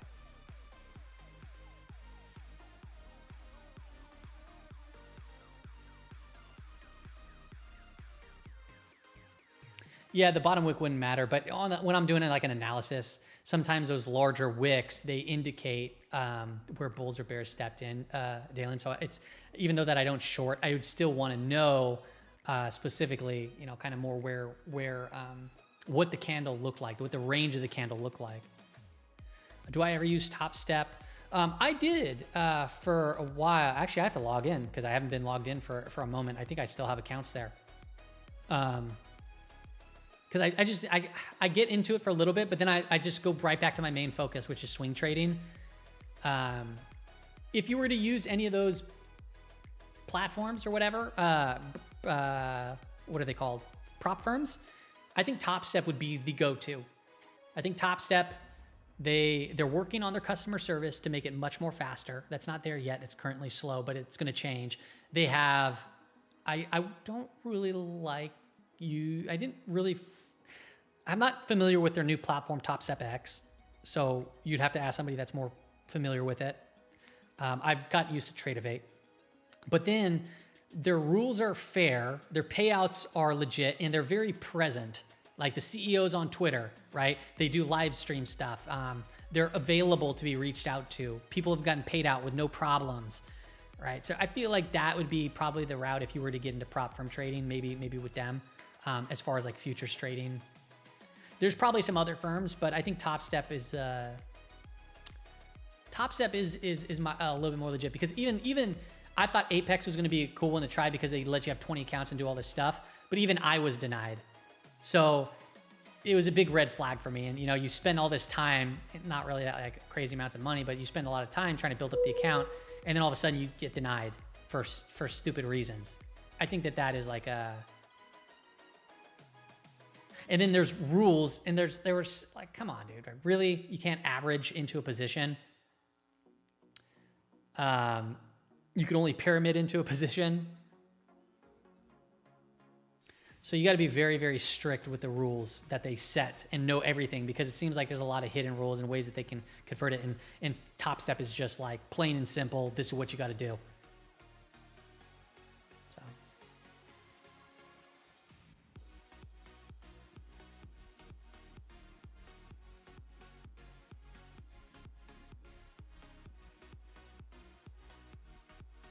Yeah, positive. I do see that daily wick down there at 554. I pulled that up. I saw that. SPY is still holding up rather well here, people. Above all these anchor volume weighted average prices here. Market net flow is still bullish. I still got my position on. Honestly, it looks like literally probably an area where you probably add, but we have a market data coming out in like 30 minutes, or 26 minutes. So it's not really something that I want to execute into. So averaging versus pyramiding. Averaging in, it's technically the same as pyramiding, but dollar cost averaging is typically known for you're buying into the dips, and you're bringing the average price down with you to potentially catch a move up. So that's dollar cost averaging. Pyramiding is when you're actually buying into strength. So you have a starter position maybe like right here, and then if it consolidates again and breaks out, you'd be adding into the position. So you'd be trading in with the strength. If the position is so in very short.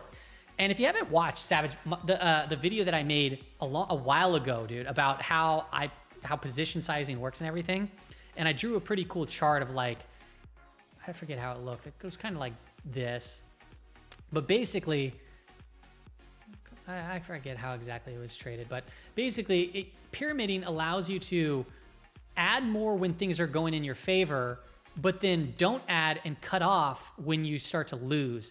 And to be fair, that's really opposite of what most people do, because it feels off. Like typically you want to be buying more at a discount, buying more at a discount.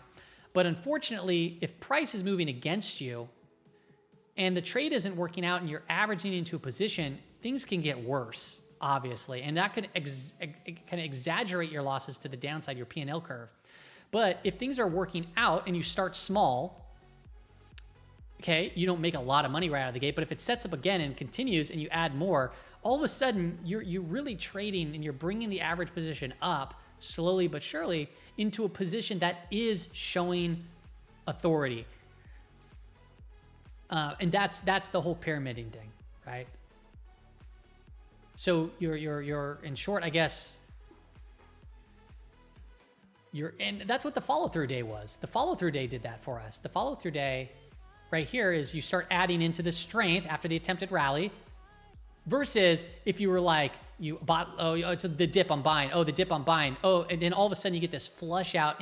And if you saw this and you were buying the dip and getting too leveraged up, chances are this probably shook you out and then you were too scared to enter, right? But if it goes against you, like under a flip line or below a declining 5-day moving average, you know that like, hey, maybe I should slow down right here. And if things get overly extended, like maybe if you're an investor on a move like this, you'd be like, yeah, I can add back in. But if I get more follow through, I'll add in a little bit more. And if I get continuation, I'd add more there too, right?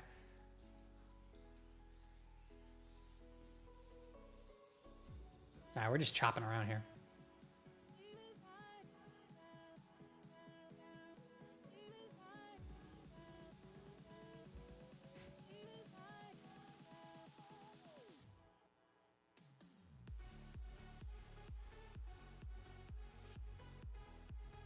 Biggest risk is risk management. That's my number one thing there.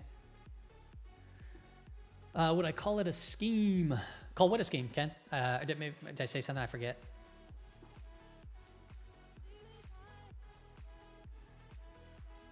Jonathan, we did pull up the GPD USD a little bit earlier.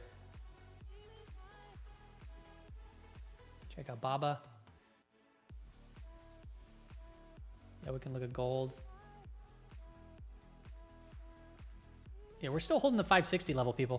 560 is the level you want to hold, right? We got a little underneath it, but that's fine.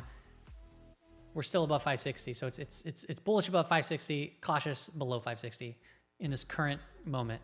You can see that this big old pull right here, bling, 560. Just making you aware, according to Al Arabia, Israeli intelligence chief says they will continue to prepare for the expansion of the war with Lebanon.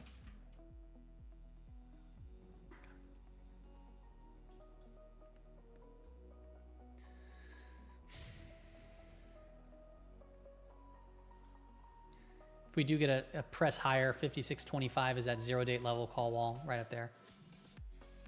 So a little press higher to 56.25 again, could be in the cards. Market net flow still supports that, although it is kind of waning here. This is just the 2-minute time frame. Don't go anywhere. See you, Moonraker. I will pull up some of these. Oh, the pyramid strategy. Oh, oh, sorry. I didn't catch it. Now I know what you're talking about. Yeah, this is a scheme. Okay. Nah, that wasn't a bad joke. That was good. I'm just too dumb to catch jokes. Dollar General. Earnings is around the corner, so I don't establish any earnings. But I'll tell you what, dude, a lot of these retailers, these discount retailers have been doing pretty decent. I don't know if this is going to be any different, but 829, so I don't establish new positions into that. But we have earnings here. We're looking at roughly a $14.80 move so far. That's a big move. Oh, Mackie. So we could come up to around that 140 range for where we currently stand to down, you know, back to a new low for the year. That's what the implied move is. So, you know, that's a 1 standard deviation move. So that's what DG looks like. I'd be waiting to see what that looks like. Right now, the 200-day is starting to flatten out. We are in this little downtrend here, and it's obviously been beaten up for quite some time. So a little bit of reprieve might be in our cards. But like I said, I don't initiate new trades really into earnings. I'd wait to see how price works, and then I go. I don't mind buying at a higher price. But I do mind taking on a lot of risk. Okay, Baba. What was Baba going on? What's going on with Baba? Yeah, Baba's looking like it's trying to set up here. 20 above the 50, above the 200, but the 200's. So let's take a look here. Let's do this. Let's go 200 bars back. That's a good sign. So okay, the 200-day moving average, it's still kind of declining to flattening out here. And it's basically the data from this point here. This is, if you average the closing price of this data, this is where the 200-day moving average is at, okay? That's what you do. If you add all these closing prices up, you divide by the 200 or whatever, this is where it comes to, 75.97. That's the 200-day. But now as time progresses here, in the next month, we're gonna lose this data, right? Then we're gonna lose this data. And if we lose this data that's technically lower than the price here, it's gonna start averaging in the new data that could be above it, and this data that's kind of in that area. So what will happen is it's going to flatten out to start to turn back up. And that is a good sign. You say that Gaza truce talks hit a dead end. That we may be moving into an early stage of a markup. Okay, so that's what I would be watching for. Baba, is it ready right now? Not my particular settings. It's not ready right now. I would like to see it maybe set up, maybe even like come back up here and then cup out, like a kind of a cup with handle base. That would be pretty cool. And then the 200-day would be coming back up. The 50-day would be floating up. The 20-day would be floating up at that time too. But yeah, at least it's showing signs of flattening out and potentially moving into a stage where we can see names like this start to finally get some love again, because it's been a long time of sideways nothing, right?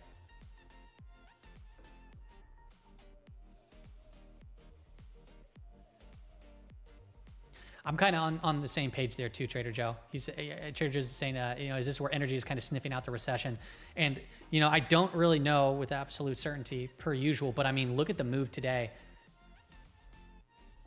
It's kind of like, okay, I'm a fan. As a consumer, right? We were talking like, as a consumer, I like lower price, oil coming down, and then businesses that their big expenses oil. It's obviously a good thing for them. But also on the flip side of that, crashing prices of oil, falling prices of oil can definitely indicate economic troubles ahead. Same with large spikes in oil. But yeah, is it sniffing out something a little bit more than just, what we're seeing here? And, oil does, so 10-year yield, right, follows the track of oil pretty darn closely. And you can see even the 10-year yield's coming off too. And what does that mean? What is falling? This means that bonds can typically go up, and it typically would indicate slowing growth.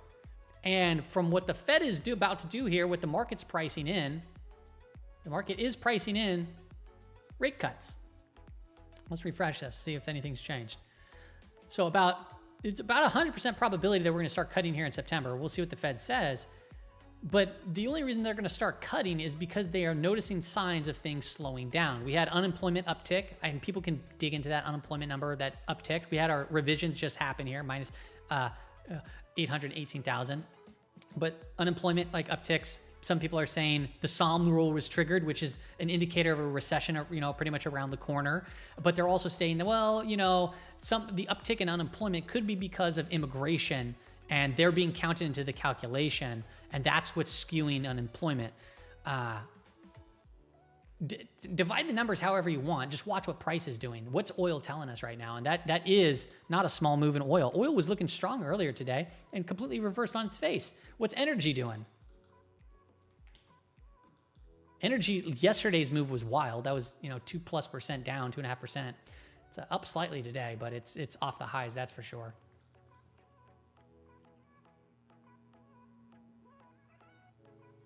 Typically, a falling dollar and falling yields would be good for the market, but there are definitely periods, poorer economic environments, where that happens and the market goes down with it. We've seen that. Somebody asked about Tesla a while ago. Tesla looks okay right now, right? We tightened up here. We broke this little trend line, and we're above the 50-day. The 200-day is flat to neutral. But if we can hold up in and around this area, yeah, shoot. It's up. The door's open, right? Right now, not much of a consolidation to where hey, I know where to put a stop loss. Exactly. Maybe if you anchor volume weighted average price to here and see where that goes to, maybe I'd be watching that level. But right now, Tesla's holding up so far. IWM, somebody had mentioned earlier.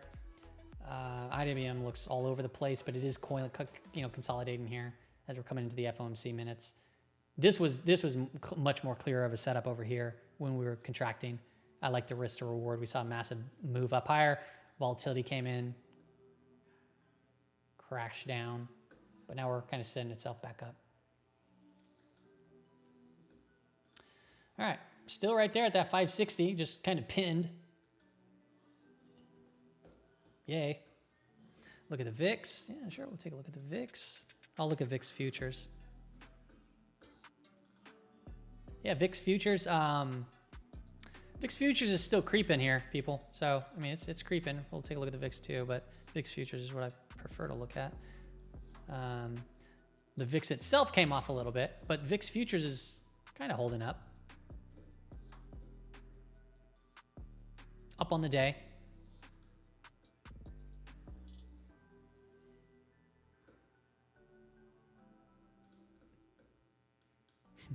Japanese yen is strengthening.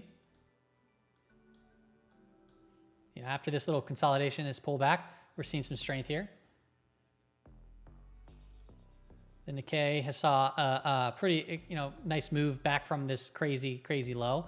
I mean, that's normal. You have a strong move down and you have a strong move bounce, strong bounce back.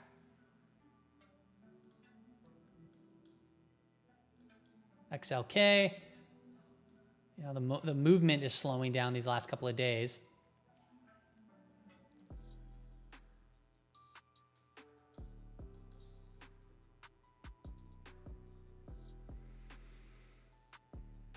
Mike Debs, you only trade 4x. Cool. What do I think about DraftKings?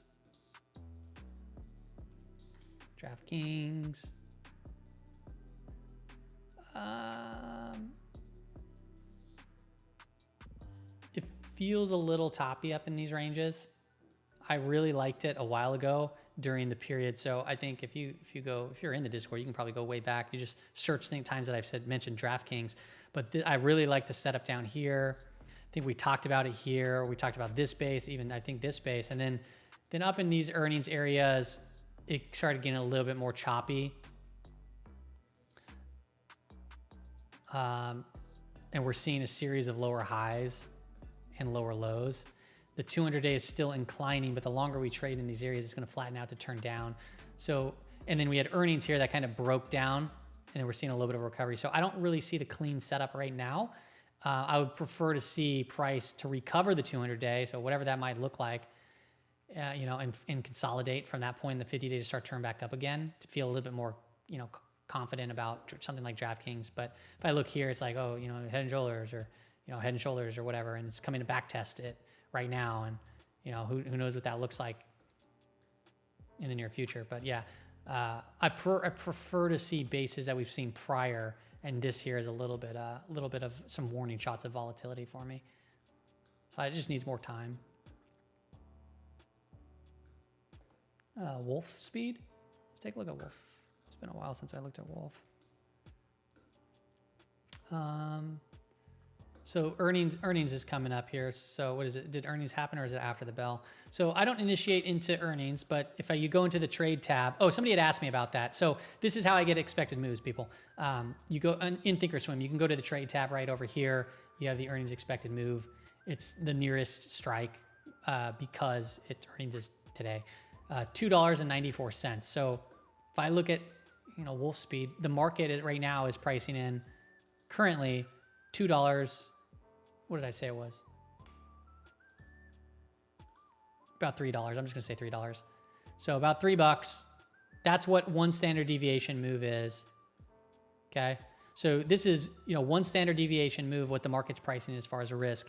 If you think of this in terms of a distribution curve, right, 68% of the time, it'll finish within this range and it'll probably tag it. Doesn't mean it can't exceed it. You can have two standard deviation moves, but that's what the market currently is pricing as far as risk goes. So what is that in terms of percentage? It's like a 22% up, 23% down, right around there, 22, plus or minus, okay? That's what I'd be looking at as far as Wolf speed. And then when I look at this right now, like just from a technical basis, obviously it's in a downtrend, gotten completely smashed. These aren't the trades that I look for. But sometimes, you get like positive divergences and you can play little bounces and so forth. And it makes sense, like, right? Mobileye was when I pointed out, the day or two ago or a few days ago, that like it had a positive divergence building in the RSI. And I said, basically watch if it breaks there, just be careful there. It broke under, it went a little bit lower. Doesn't look like a big move, but that little move was minus 3%. Now we're starting to see a little recovery. So if I pull up, an RSI and the end all be all, and add selected, boom, boom. You can see that this just low, making you aware, lower low, in and you just see under 9 minutes strength time, happening in look the out for the RSI. latest Yeah, you can play little FOMC bounces here and minutes there. from the July meeting. Maybe go into the 15-minute The time minutes they will frame. reveal the extent to which a rate reduction was considered at the July meeting, as well as the officials' views on the labour market and the subsequent impact on monetary policy. However, as always, the minutes are stale by a couple of weeks. And it is just worth noting, of course, that Fed Chair Powell is due to speak at Jackson Hole Economic Symposium on Friday, which is likely to come of paramount importance as well. But of course, as usual, there is a full News Corp Prime available on the headline feed for the FOMC minutes at 6:05 London time or 1:05 Eastern time. Okay, so when I look at Mobileye, you go into the 15-minute time frame, and you're like, okay, well, now it's actually recovering the 5-day moving average here. So that's a good sign. And it's starting to turn up, and you see a low, a higher low, a higher low, and it's kind of running into this 1530. So to me, this actually kind of looks like randomly like a trade setup, actually. So Mobileye could be potentially looking for like a little bit more relief, a little bounce. We have FOMC here in a few, so I don't know if anything like this is going to be affected by that. But yeah, so I actually kind of like that. Maybe I'll take a little starter position in this little crappy trend on the daily time frame.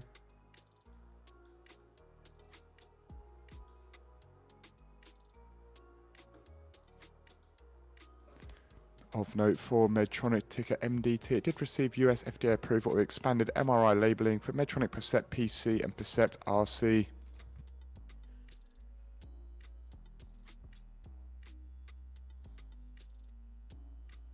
Yeah, okay. Maybe here, I think if we can get a break,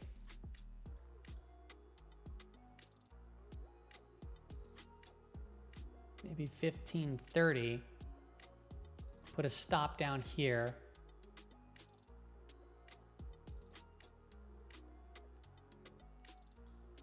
Sorry, now that I pulled this up, I'm like, it's kind of actually setting up here. Take a look at SPY here really quick. SPY is still kind of working itself up.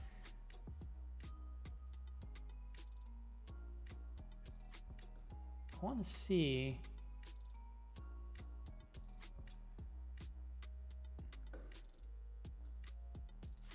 I'm gonna give it a little bit more time, but yeah, maybe watch for this 1530 break, which I think is actually yesterday's high too, or no?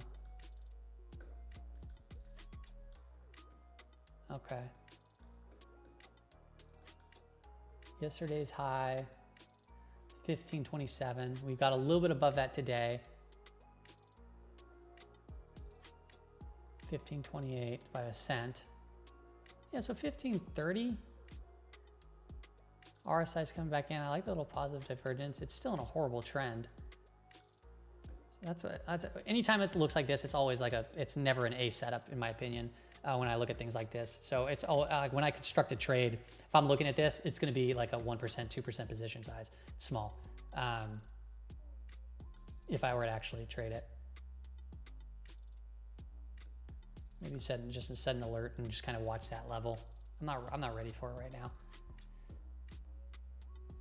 We'll see what the FOMC brings. FOMC out here in 5 minutes. I'm going to take a quick break. Let my camera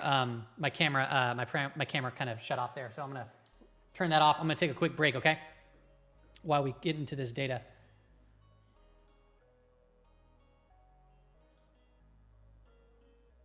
One moment. Quick break. BRB.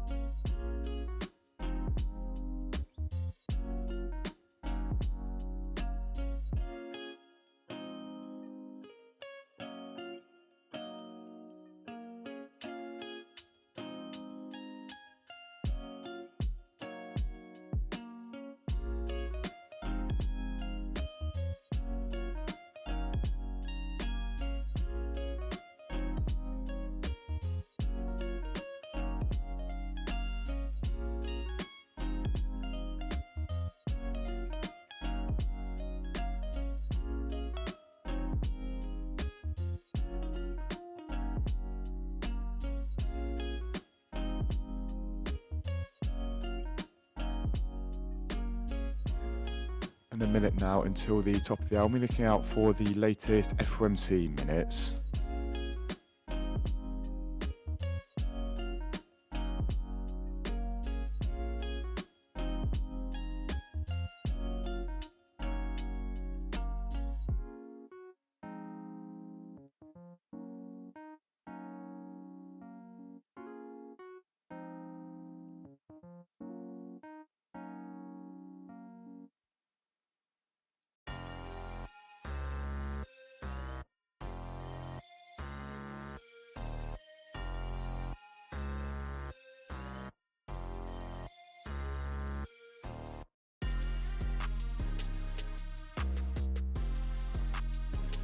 Ten seconds.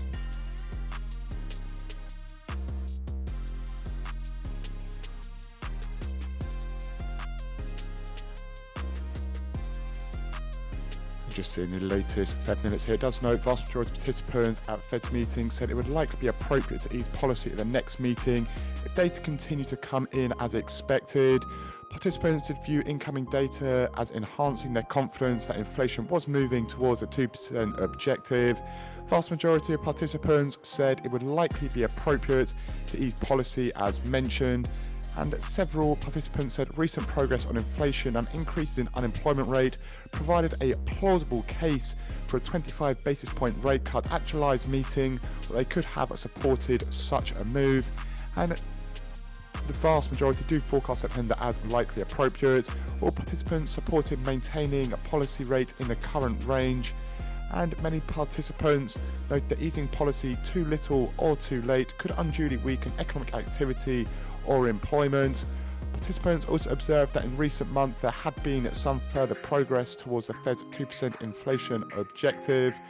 And also, they said reducing policy restraint too soon or too much could risk a reversal of progress on inflation. And the outlook for economic growth in the second half of 2024 had been marked down largely in response to weaker than expected labour market conditions.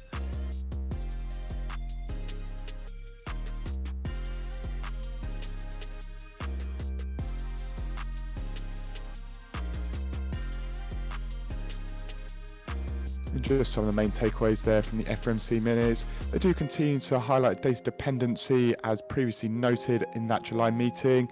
Do note a vast majority do see a September cut as likely appropriate. That is very in fitting with the recent Fed commentary we have seen. And also several officials see a case for cutting at that July meeting. Do note in the press conference after the Federal Reserve meeting, Powell did note that there was a live discussion regarding cutting rates at the July meeting, but in the end it was unanimous.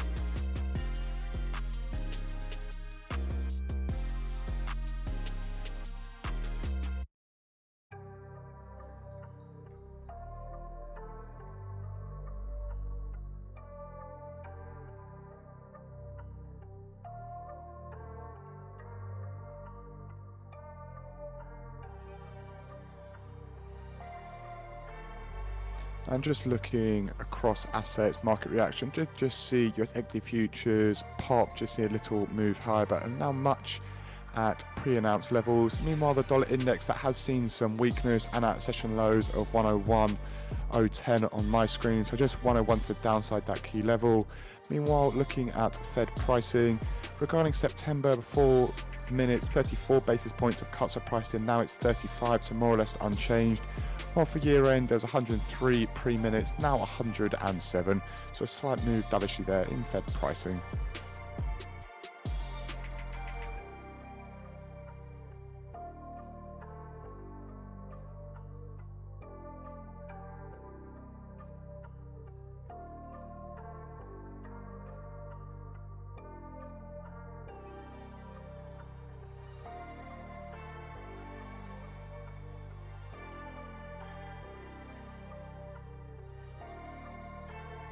I'm back. Sorry, FOMC dropped.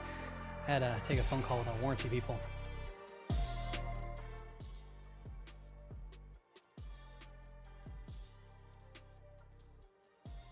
Boom, boom, boom. Scooby-Dooby-Doo-Bop. All right, so FOMC dropped. Give me a second here. I'm gonna get my camera fixed. Blue.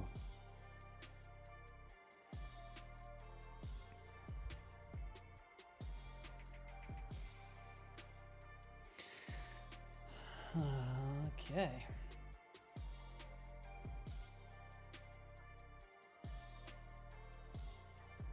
Give me a moment.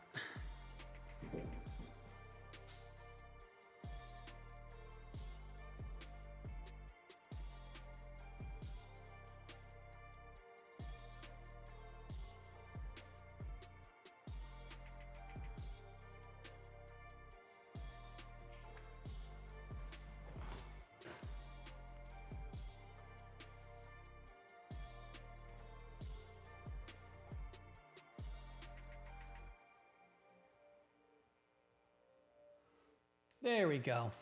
Camera back. All right, so FMC came out. Would be likely appropriate to ease policy at the next meeting if data continues to come in as expected. All right. What's the market doing? The market kind of went up. It kind of went down. We'll anchor a volume weighted average price to this. See how it digests the info. Right now it's coming in. See if anything changed from a 0-date level. See if we can get any trades off. Market net flow is still holding up. 560 looks to be the magnet. We're right there at about 560, so it's still the main level like to watch for. Whole lot of nothing new that we didn't know from the sounds of it. Market probabilities of a rate cut. I mean, let me compare actually. So the rate cut actually, technically we are seeing an increase into the possibilities of a 50 basis point rate hike to today off today's data. Not only FOMC, but probably also the revisions. So the possibility of a 50-point rate cut has increased, but it's still lower probability of a 50 basis point cut, 36%, versus about a 63.5% in September for a 25 basis point cut.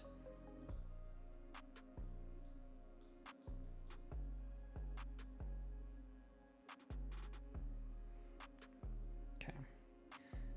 I'm gonna, by the way, I still had a little bit of a position in that SPY trade down there, the lows. I'm probably just kind of trim a little bit more. Let me see if I can even pull that up.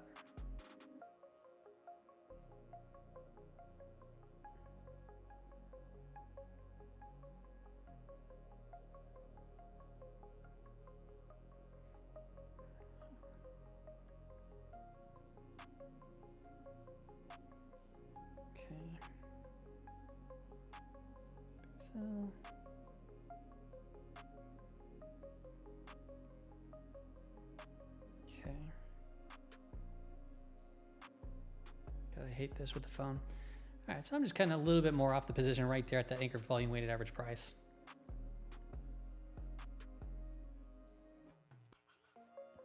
This was just for an intraday trade. For those that might have not seen the trade, it originally started down in this range looking for strength, and execute in here, sold a little bit into this anchor volume weighted average a little bit more, and I just exited a little bit more up right here at this anchor volume weighted average price, and I have now a little bit less than a third on, just to see if it wants to continue up. Locking it in.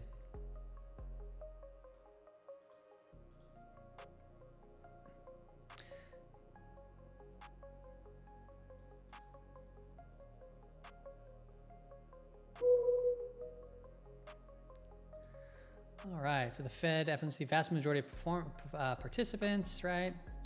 Likely be appropriate to use policy, yeah. Data came out, expected.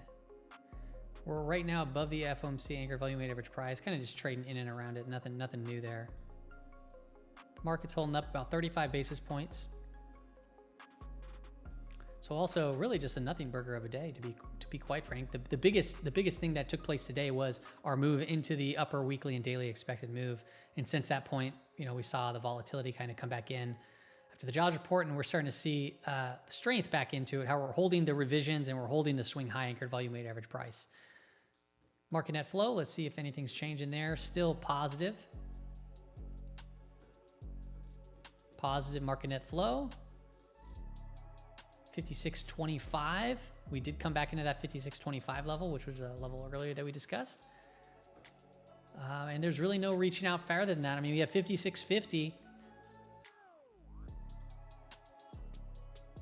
That's up there. That's up there.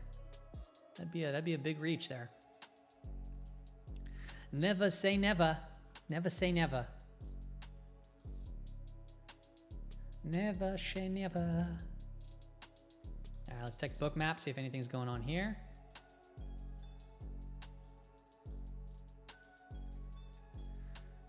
Nothing here. To be honest, yeah, this is just not the tape that I want to execute into. I think we had, you know, a couple of decent looking positions. That's about it. I'm looking back at Mobileye over here before we took the quick break. It is just consolidating a little bit here on the 15-minute time frame.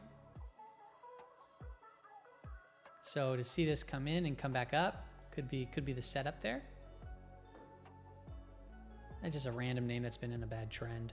I'm not really top of mind.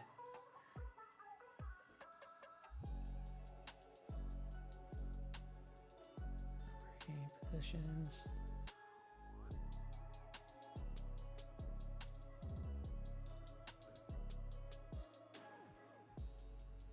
Okay, let's take a look at some of the commodities like silver. Silver's catching a little bit of a bid, I think, right here from the news. So that's a decent sign there.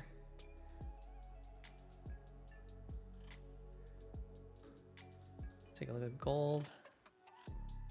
Gold's also popping back up to its 5-day moving average. Just holding up rather high. So what's the dollar doing during this time? Is it coming off a little bit more? Yeah, dollar's taking heat right now. Dollar's coming off hard, which is helping out these commodities. This is crazy. This move in the dollar is absolutely wild. Something big's going on here. I'm just, look at crude oil too at lows of the trading session. Ah, man, this is sketchy. Just sketchy, sketchy, sketchy. Market's trying to speak right now to us. I don't know what it's trying to tell us, but sure something seems off. Let's take a look at the bond market. We'll take a look at TNX. That's coming off a little bit here too. Look at ZB, or look at TLT. TLT is at the highs of the trading session, higher than yesterday, up on the day, 38 basis points. It's actually outperforming the SPY right now. So bonds are outperforming SPY. Also interesting. You'd think the dollar could be a flight to safety too, and it may be. The yen is also at highs of the trading session or highs of the day. What is this?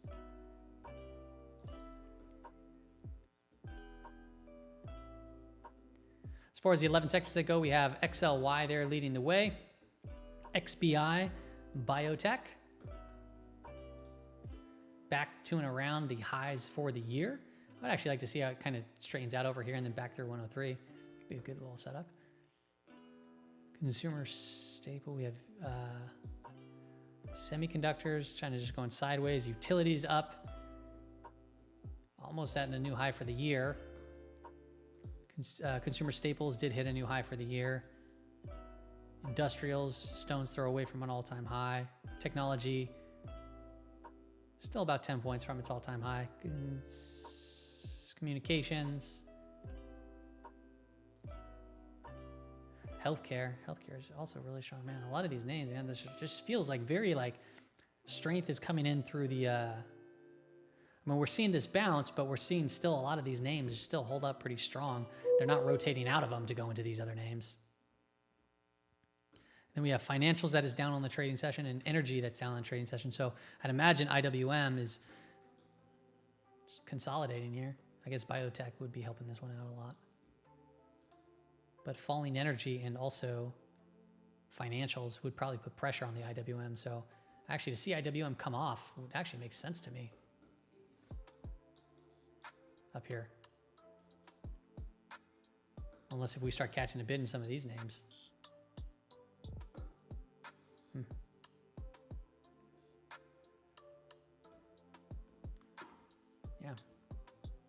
Yeah. All right, are there any other names that we should be pulling up? I think we're coming to the end of the live stream here. Went through a lot.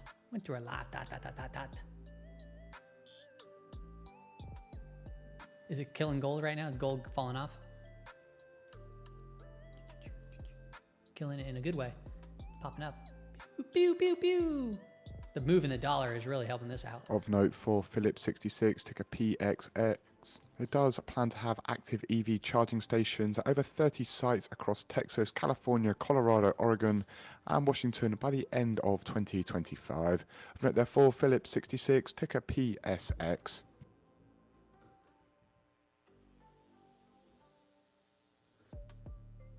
Yeah, and then you have gold cranking, man. This is just interesting. What's copper doing? What's up with copper?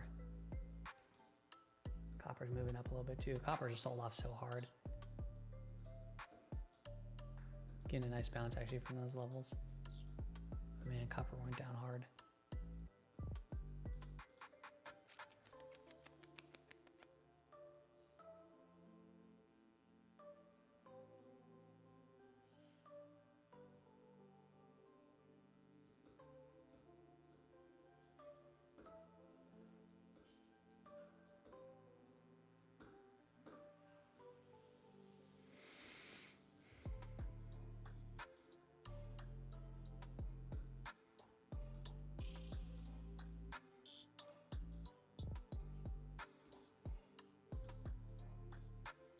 Still market net flows holding up rather well.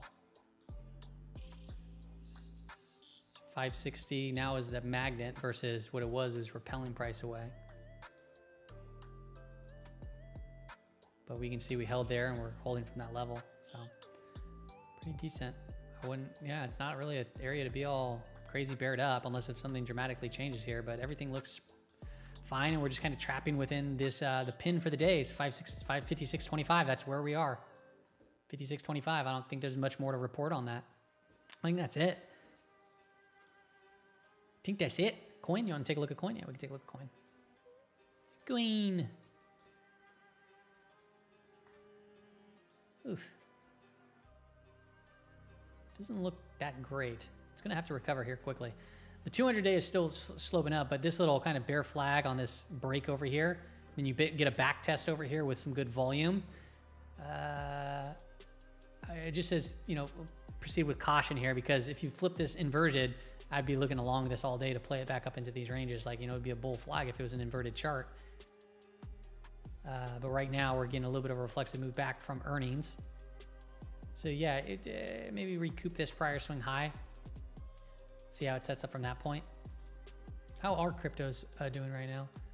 Got Bitcoin and Ethereum both up on the day. We did get the sell signal, but no sell trigger on Bitcoin. Ethereum's also just kind of consolidating that one crazy recent drop.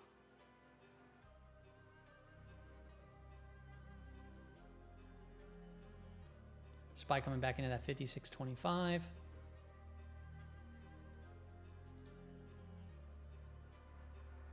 Yeah, I mean, nothing seems off really right here, just from a price action perspective. It's holding. If there is a continued trade, I'd say we'd have to get through that 56.25, but the main level there, it's going to be hard to break through that and stay above it if we don't start seeing 56.50 grow. Now, 56.50 starts to grow as we pass through 56.25 and market net flow remains bullish. This would bring us to a potential retest of up into these ranges. But it's just not like if I look at this as far as a trade setup goes, my thought is like, nah, like it's just not something that I'd be interested in trading. The trades that I liked was earlier,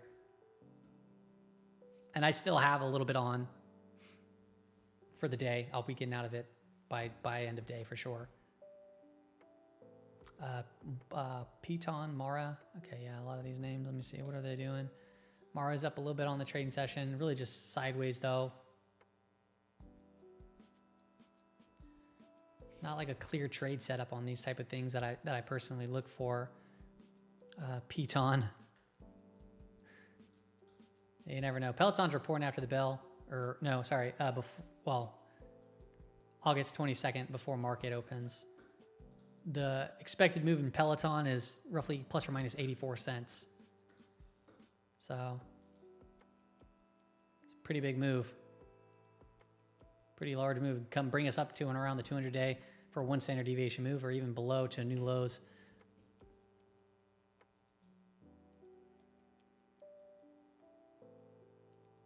I have I do have it for 1 day for market net flow. I'm just looking at the daily price action. Sometimes you can go out into the multiple days to get a better picture, but if I'm day trading or intraday trading or watching markets, I'm just watching just market net flow for today.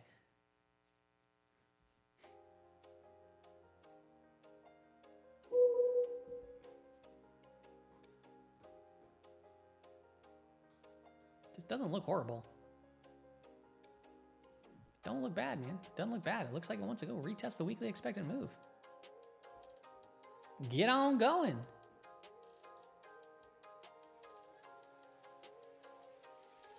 The thing is, if this was a green bar, I'd be like, yeah, this is, I like that.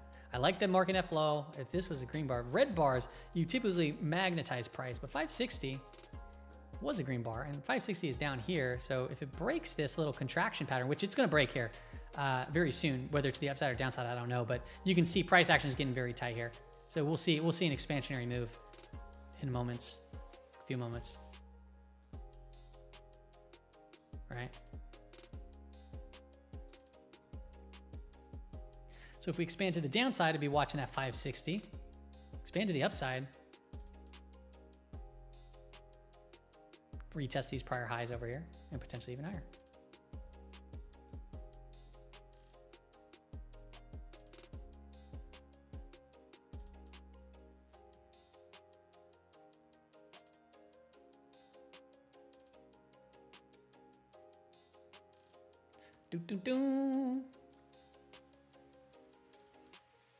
Would it kill him to give a tradable tape? Yeah.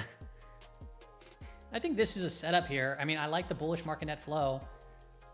I do, it's setting up, but like I said, I don't know if I want to press my luck after having a winning trade today, I'd rather just keep my current position on versus build into it. There's other days that it makes a little bit more sense to trade. And there's times when I'm just not feeling it. And right now I'm just really not feeling this setup. So I think I'm just going to call it with that one trade that I took. That's it.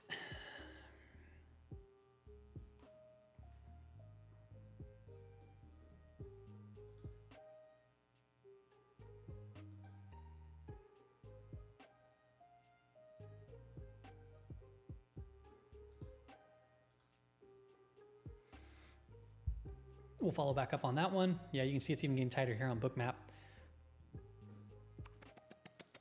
Let's look back at gold. I want to see if gold's still moving and the dollar, what that's doing. Yeah, dollar gold is right there at the highs. Gold is pumping. Gold is cranking. I would imagine silver's cranking. Silver's cranking. Yeah, this is just an interesting tape to me. And then the dollar is clearly probably just coming off hard and fast. Yeah, look at the dollar dropping hard. And this is really helping out. This is such a huge move. That's a big, big move. Cracking down to the year-to-date, yearly close yesterday, like butter, heading north towards the swing low, the prior swing low over here, going into the end of 2023. Not the low of the last year, but it's not far off there. Getting pretty extended. We haven't seen a RSI reading this low for, let's see how long. Definitely 2 years. Let's go 10 years. Haven't seen it since, well, that was 24.37.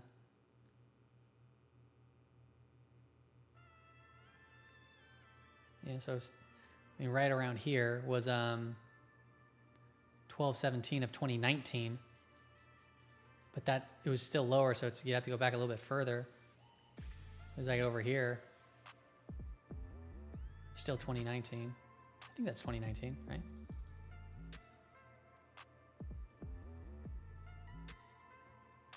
Yeah.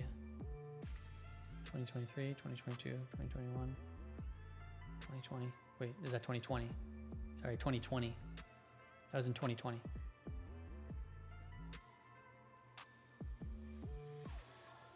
Yeah, we haven't really seen these type of moves in the dollar, or this RSI being this extended since 2020.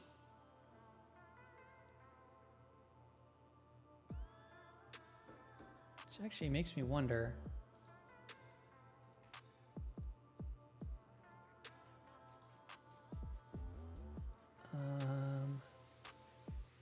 You know what's funny is the last time we saw a dollar move, or this extended in the dollar, right, was Q1 of 2020. This is, or no, sorry, not Q1, but middle of the year of 2020. As far as the RSI, you know, being this extended to the downside, and a little bit further than that. That was when we established our recession, the 2020 recession.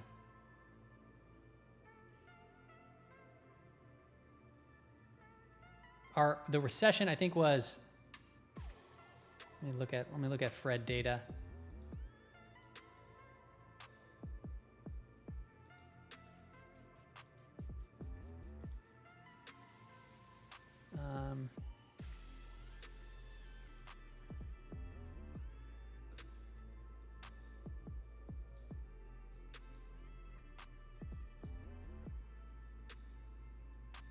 February 3rd, 2020 to March 31st of 2020. That was the established, like, recession.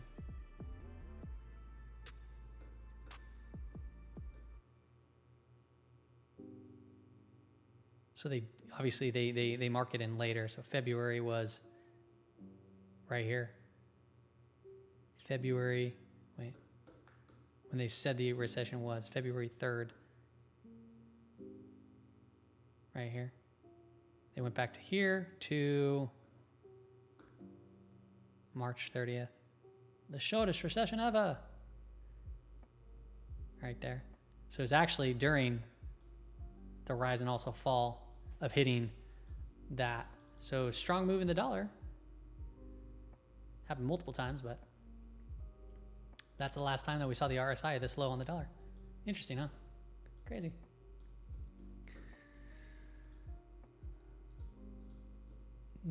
Crazy. Yeah, I mean, the dollar could weaken if the Fed cuts. I mean, you never know, because it could potentially act like a flight to safety too. Like, oh man, like, you know, like we've seen that multiple times. And this is just the initial reaction right now of FOMC. This thing could snap back by tomorrow. All right. Oh, we're starting to break through this little level here. We'll see if it holds. Come back up and try to retest these little highs right there. Falling dollar can definitely help markets. People like seeing that. From what we've seen, a falling dollar, there's a negative correlation, so the market typically can go up. We've called that out on last night's brief. It was actually really not a strong of a correlation. The correlation was kind of breaking, but it can very well correlate back. So, market net flow is still strong, nothing too different there. Right there at that 56.25. So as we get through that, let's see here if this is growing. It's not really growing. What's up, D-Nice? I was trading SPY. Been in a position since down here. But I've been trimming up as we've gone, and I have a couple runners on still. This was a level that we identified as we were coming into it. I waited to see if there was strength and consolidation, so I played a little bit later. And then the other thing that we traded was NQ. I did not trade it, but it was earlier in the day that after this volatility, we saw this little double bottom breaking back outside of the opening range to play potentially back into the anchored volume weighted average price from the revision numbers for about 30 to 50 points.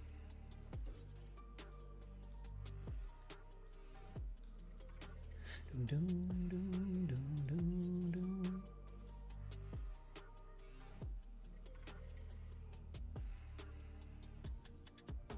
All right, we're about 44 basis points up on the SPY. We'll break it through that 56.25. Things look decent here. Shoot. breaking through this, and we retested that level here that was kind of like the first kind of little level there if you were to trade it. Honestly, probably will be calling it soon. Coin is starting to move. Somebody had mentioned coin earlier, and that just started seeing some volume.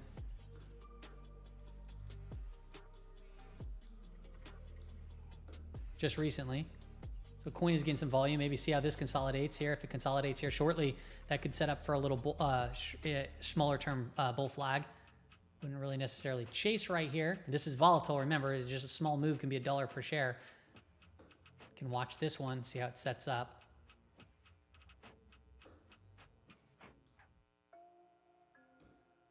But it is getting that little parabolic kind of curve to it over here.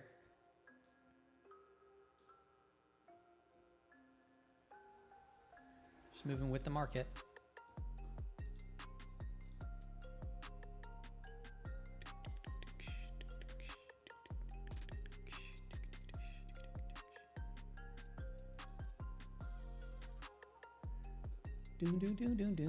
Alrighty. I'm gonna wait for a moment here because I will probably be exiting my position for my intraday trade on SPY in just a moment. The remaining. Seeing if he can come back up to the weekly expected move. I might cut a little bit more off here. And yeah, these moves are pretty cool. Okay, give me a second.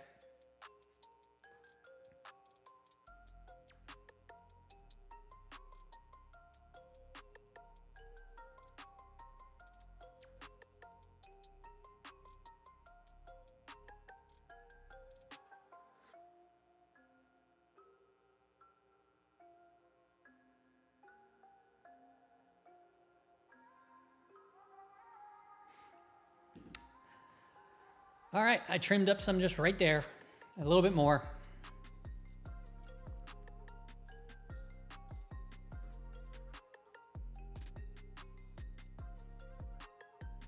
I will not be holding the position overnight. I have plenty of other positions on right now from a long perspective.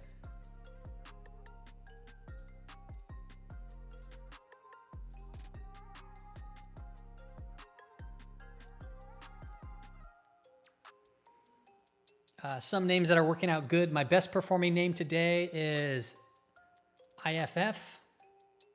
That's up about 2%. You can take a look at that name while the market's kind of moving higher here.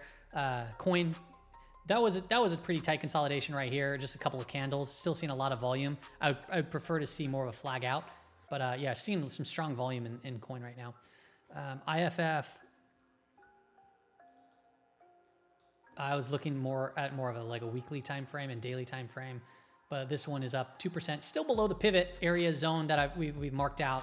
But this one's one of my stronger performing names today, up 2%. Then I have COMP. That one's holding up rather well here too. This one's up, just consolidating, but up 1.47%. SA was another name that I had on a couple of days ago. This one's doing really well on a breakout. I bought in right here. Have a nice follow through. I took off some of that position already. Still trading really nicely. We had a big breakout on big volume. That one's up well. That's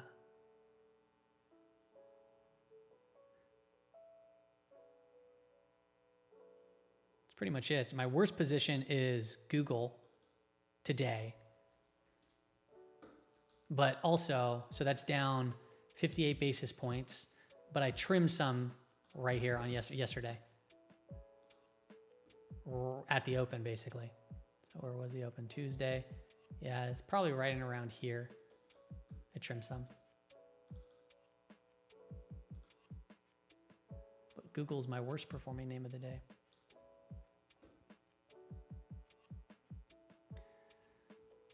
Okay, still looking good here. Still seeing strength. Watch for that weekly expected move. Looks like it's coming right back up into it. That is a rocket. I forgot about my rocket ship. I always got to do my rocket ship. Now it's too late, but there we go. Now it's too late. Now I just jinxed it. I forgot. You guys got to remind me. Got to remind me.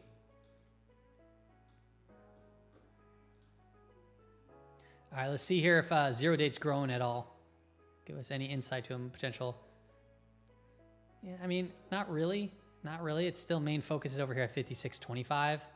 Market net flow is very supportive still. Zero date structure hasn't changed much over here. Of note for Irvin's Biotherapeutics, Coming back down to IOVA. 56.25. Martin Shrekley does note IOVA is a pretty attractive long maybe idea. What we might see. I'm not going to try to short down into this level because of the strength that we're seeing and positive market net flow. I don't try to fight that tape, but you can see that first and foremost, when you hit a weekly expected move, it's very likely that you doodle around these areas. That's what we're seeing.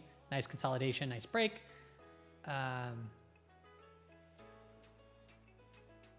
But traders aren't necessarily reaching out further from a zero-day perspective yet.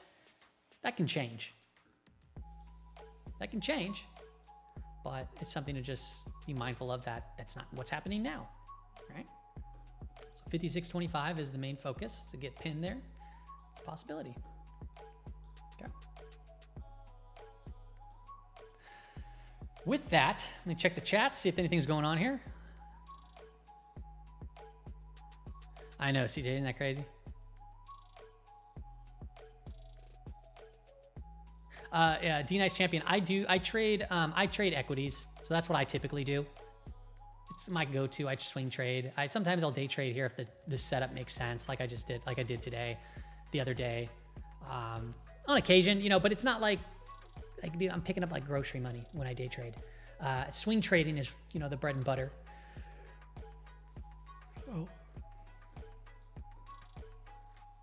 Some people are asking about Tesla. We'll take a look at Tesla.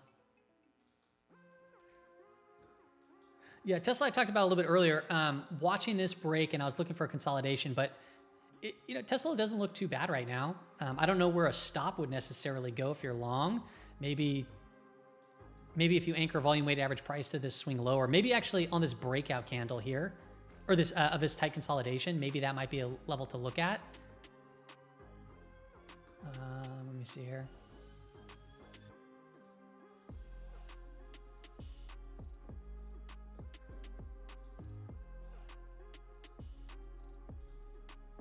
Yeah, so maybe a stop would be like, 213.50, just under that. And the reason why I say that is because, we broke out and it hasn't been tested, but we did break out from this downtrending. So if it does come in and, sets back up, there's always a possibility for the 20-day to start turning around, the 50-day, the 200-day to start turning back up more, come fill this gap. Sure, I'm open to that. Other people might look at this and be like, yeah, but it's flagging. It's like a bear flag. Yeah, that's also very possible, right? We saw that back in the day over here where we were like, it's an inverse head and shoulders, but also watch out because it could be a bear flag, right? So the trade is setting up. I always like to see more of a consolidation. We haven't gotten that, but yeah.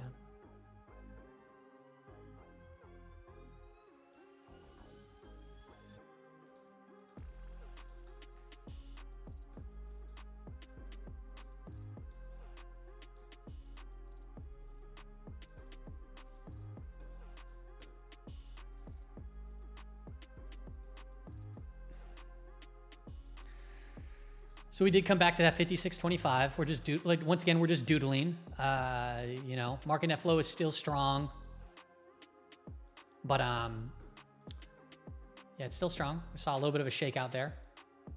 Seeing some pretty large candles, man. These are some big candles. It's just a 2-minute time frame, large candles, a lot of volatility. So yeah, cautious. I removed some more of my position up here, as I said on here, but I do.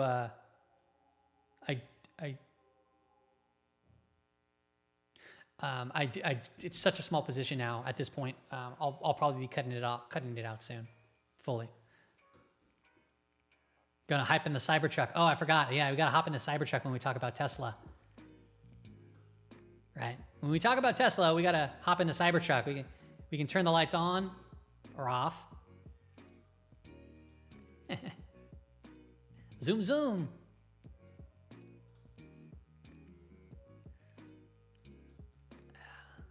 Man, look at these candles. Look at this. Oh, watch out. These things are huge.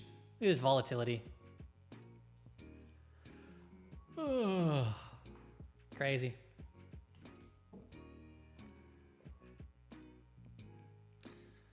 So So zero date let us knew that this could happen, right? So if you go back and watch that portion, the nobody was really reaching for 5650. Market net flow was supportive, but not seeing people reach out further kind of says like, yeah, you might just come right back in.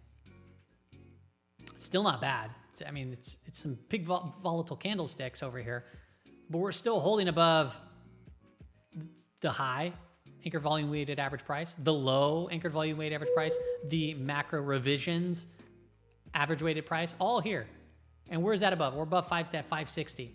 And 560 was that level, the magnet level that we were discussing earlier. And also when it was green, it was like kind of the level that price can repel from. So zoom, zoom.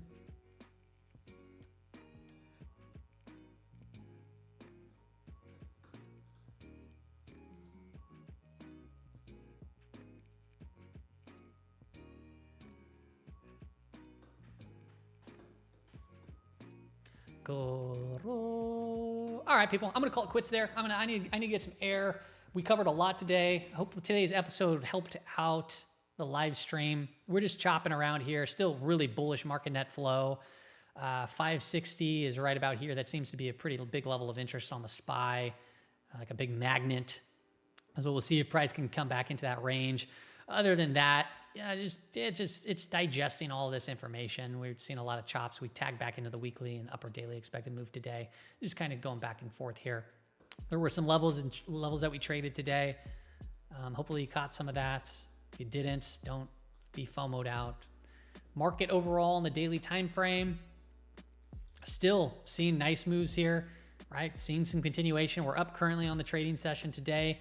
We've had really one down day in the last 10, it seems like, right? So 1, 2, 3, 4, 5, 6, 7, 8, 9, 10. Yeah, so one down day in the last 10.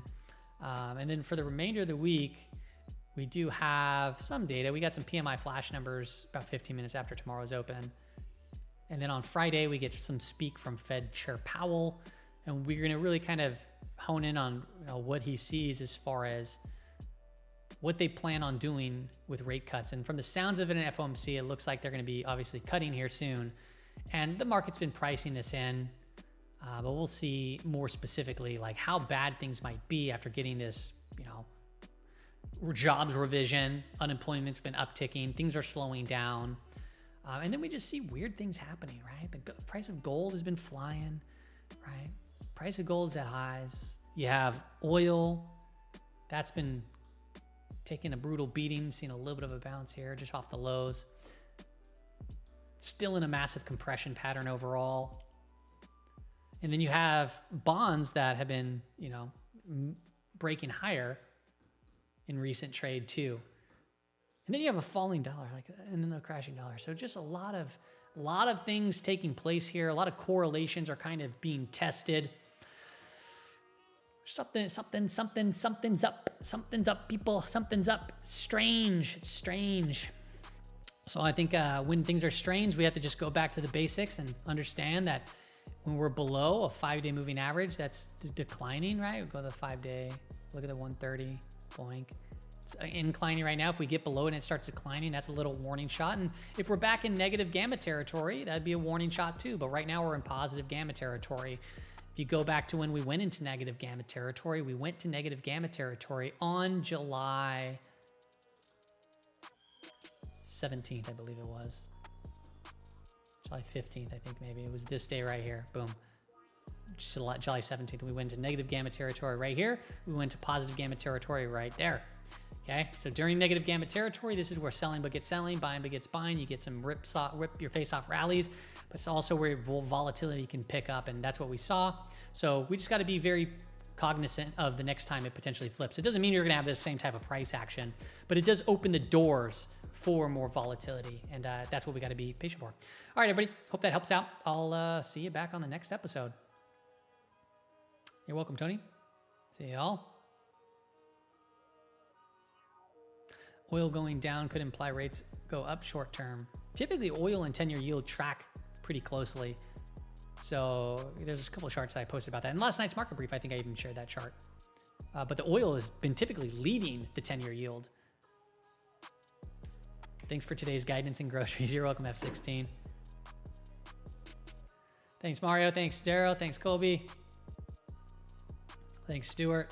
Old Testament, see you later. AJ, Sia, Fly, Spencer, JPR, Raj, Rico, Absolute Beginner, everybody there. See ya. Oh, Gene asked about the championship. So I'm participating in it. I haven't posted my stuff in there yet, but I'm not like actually competing.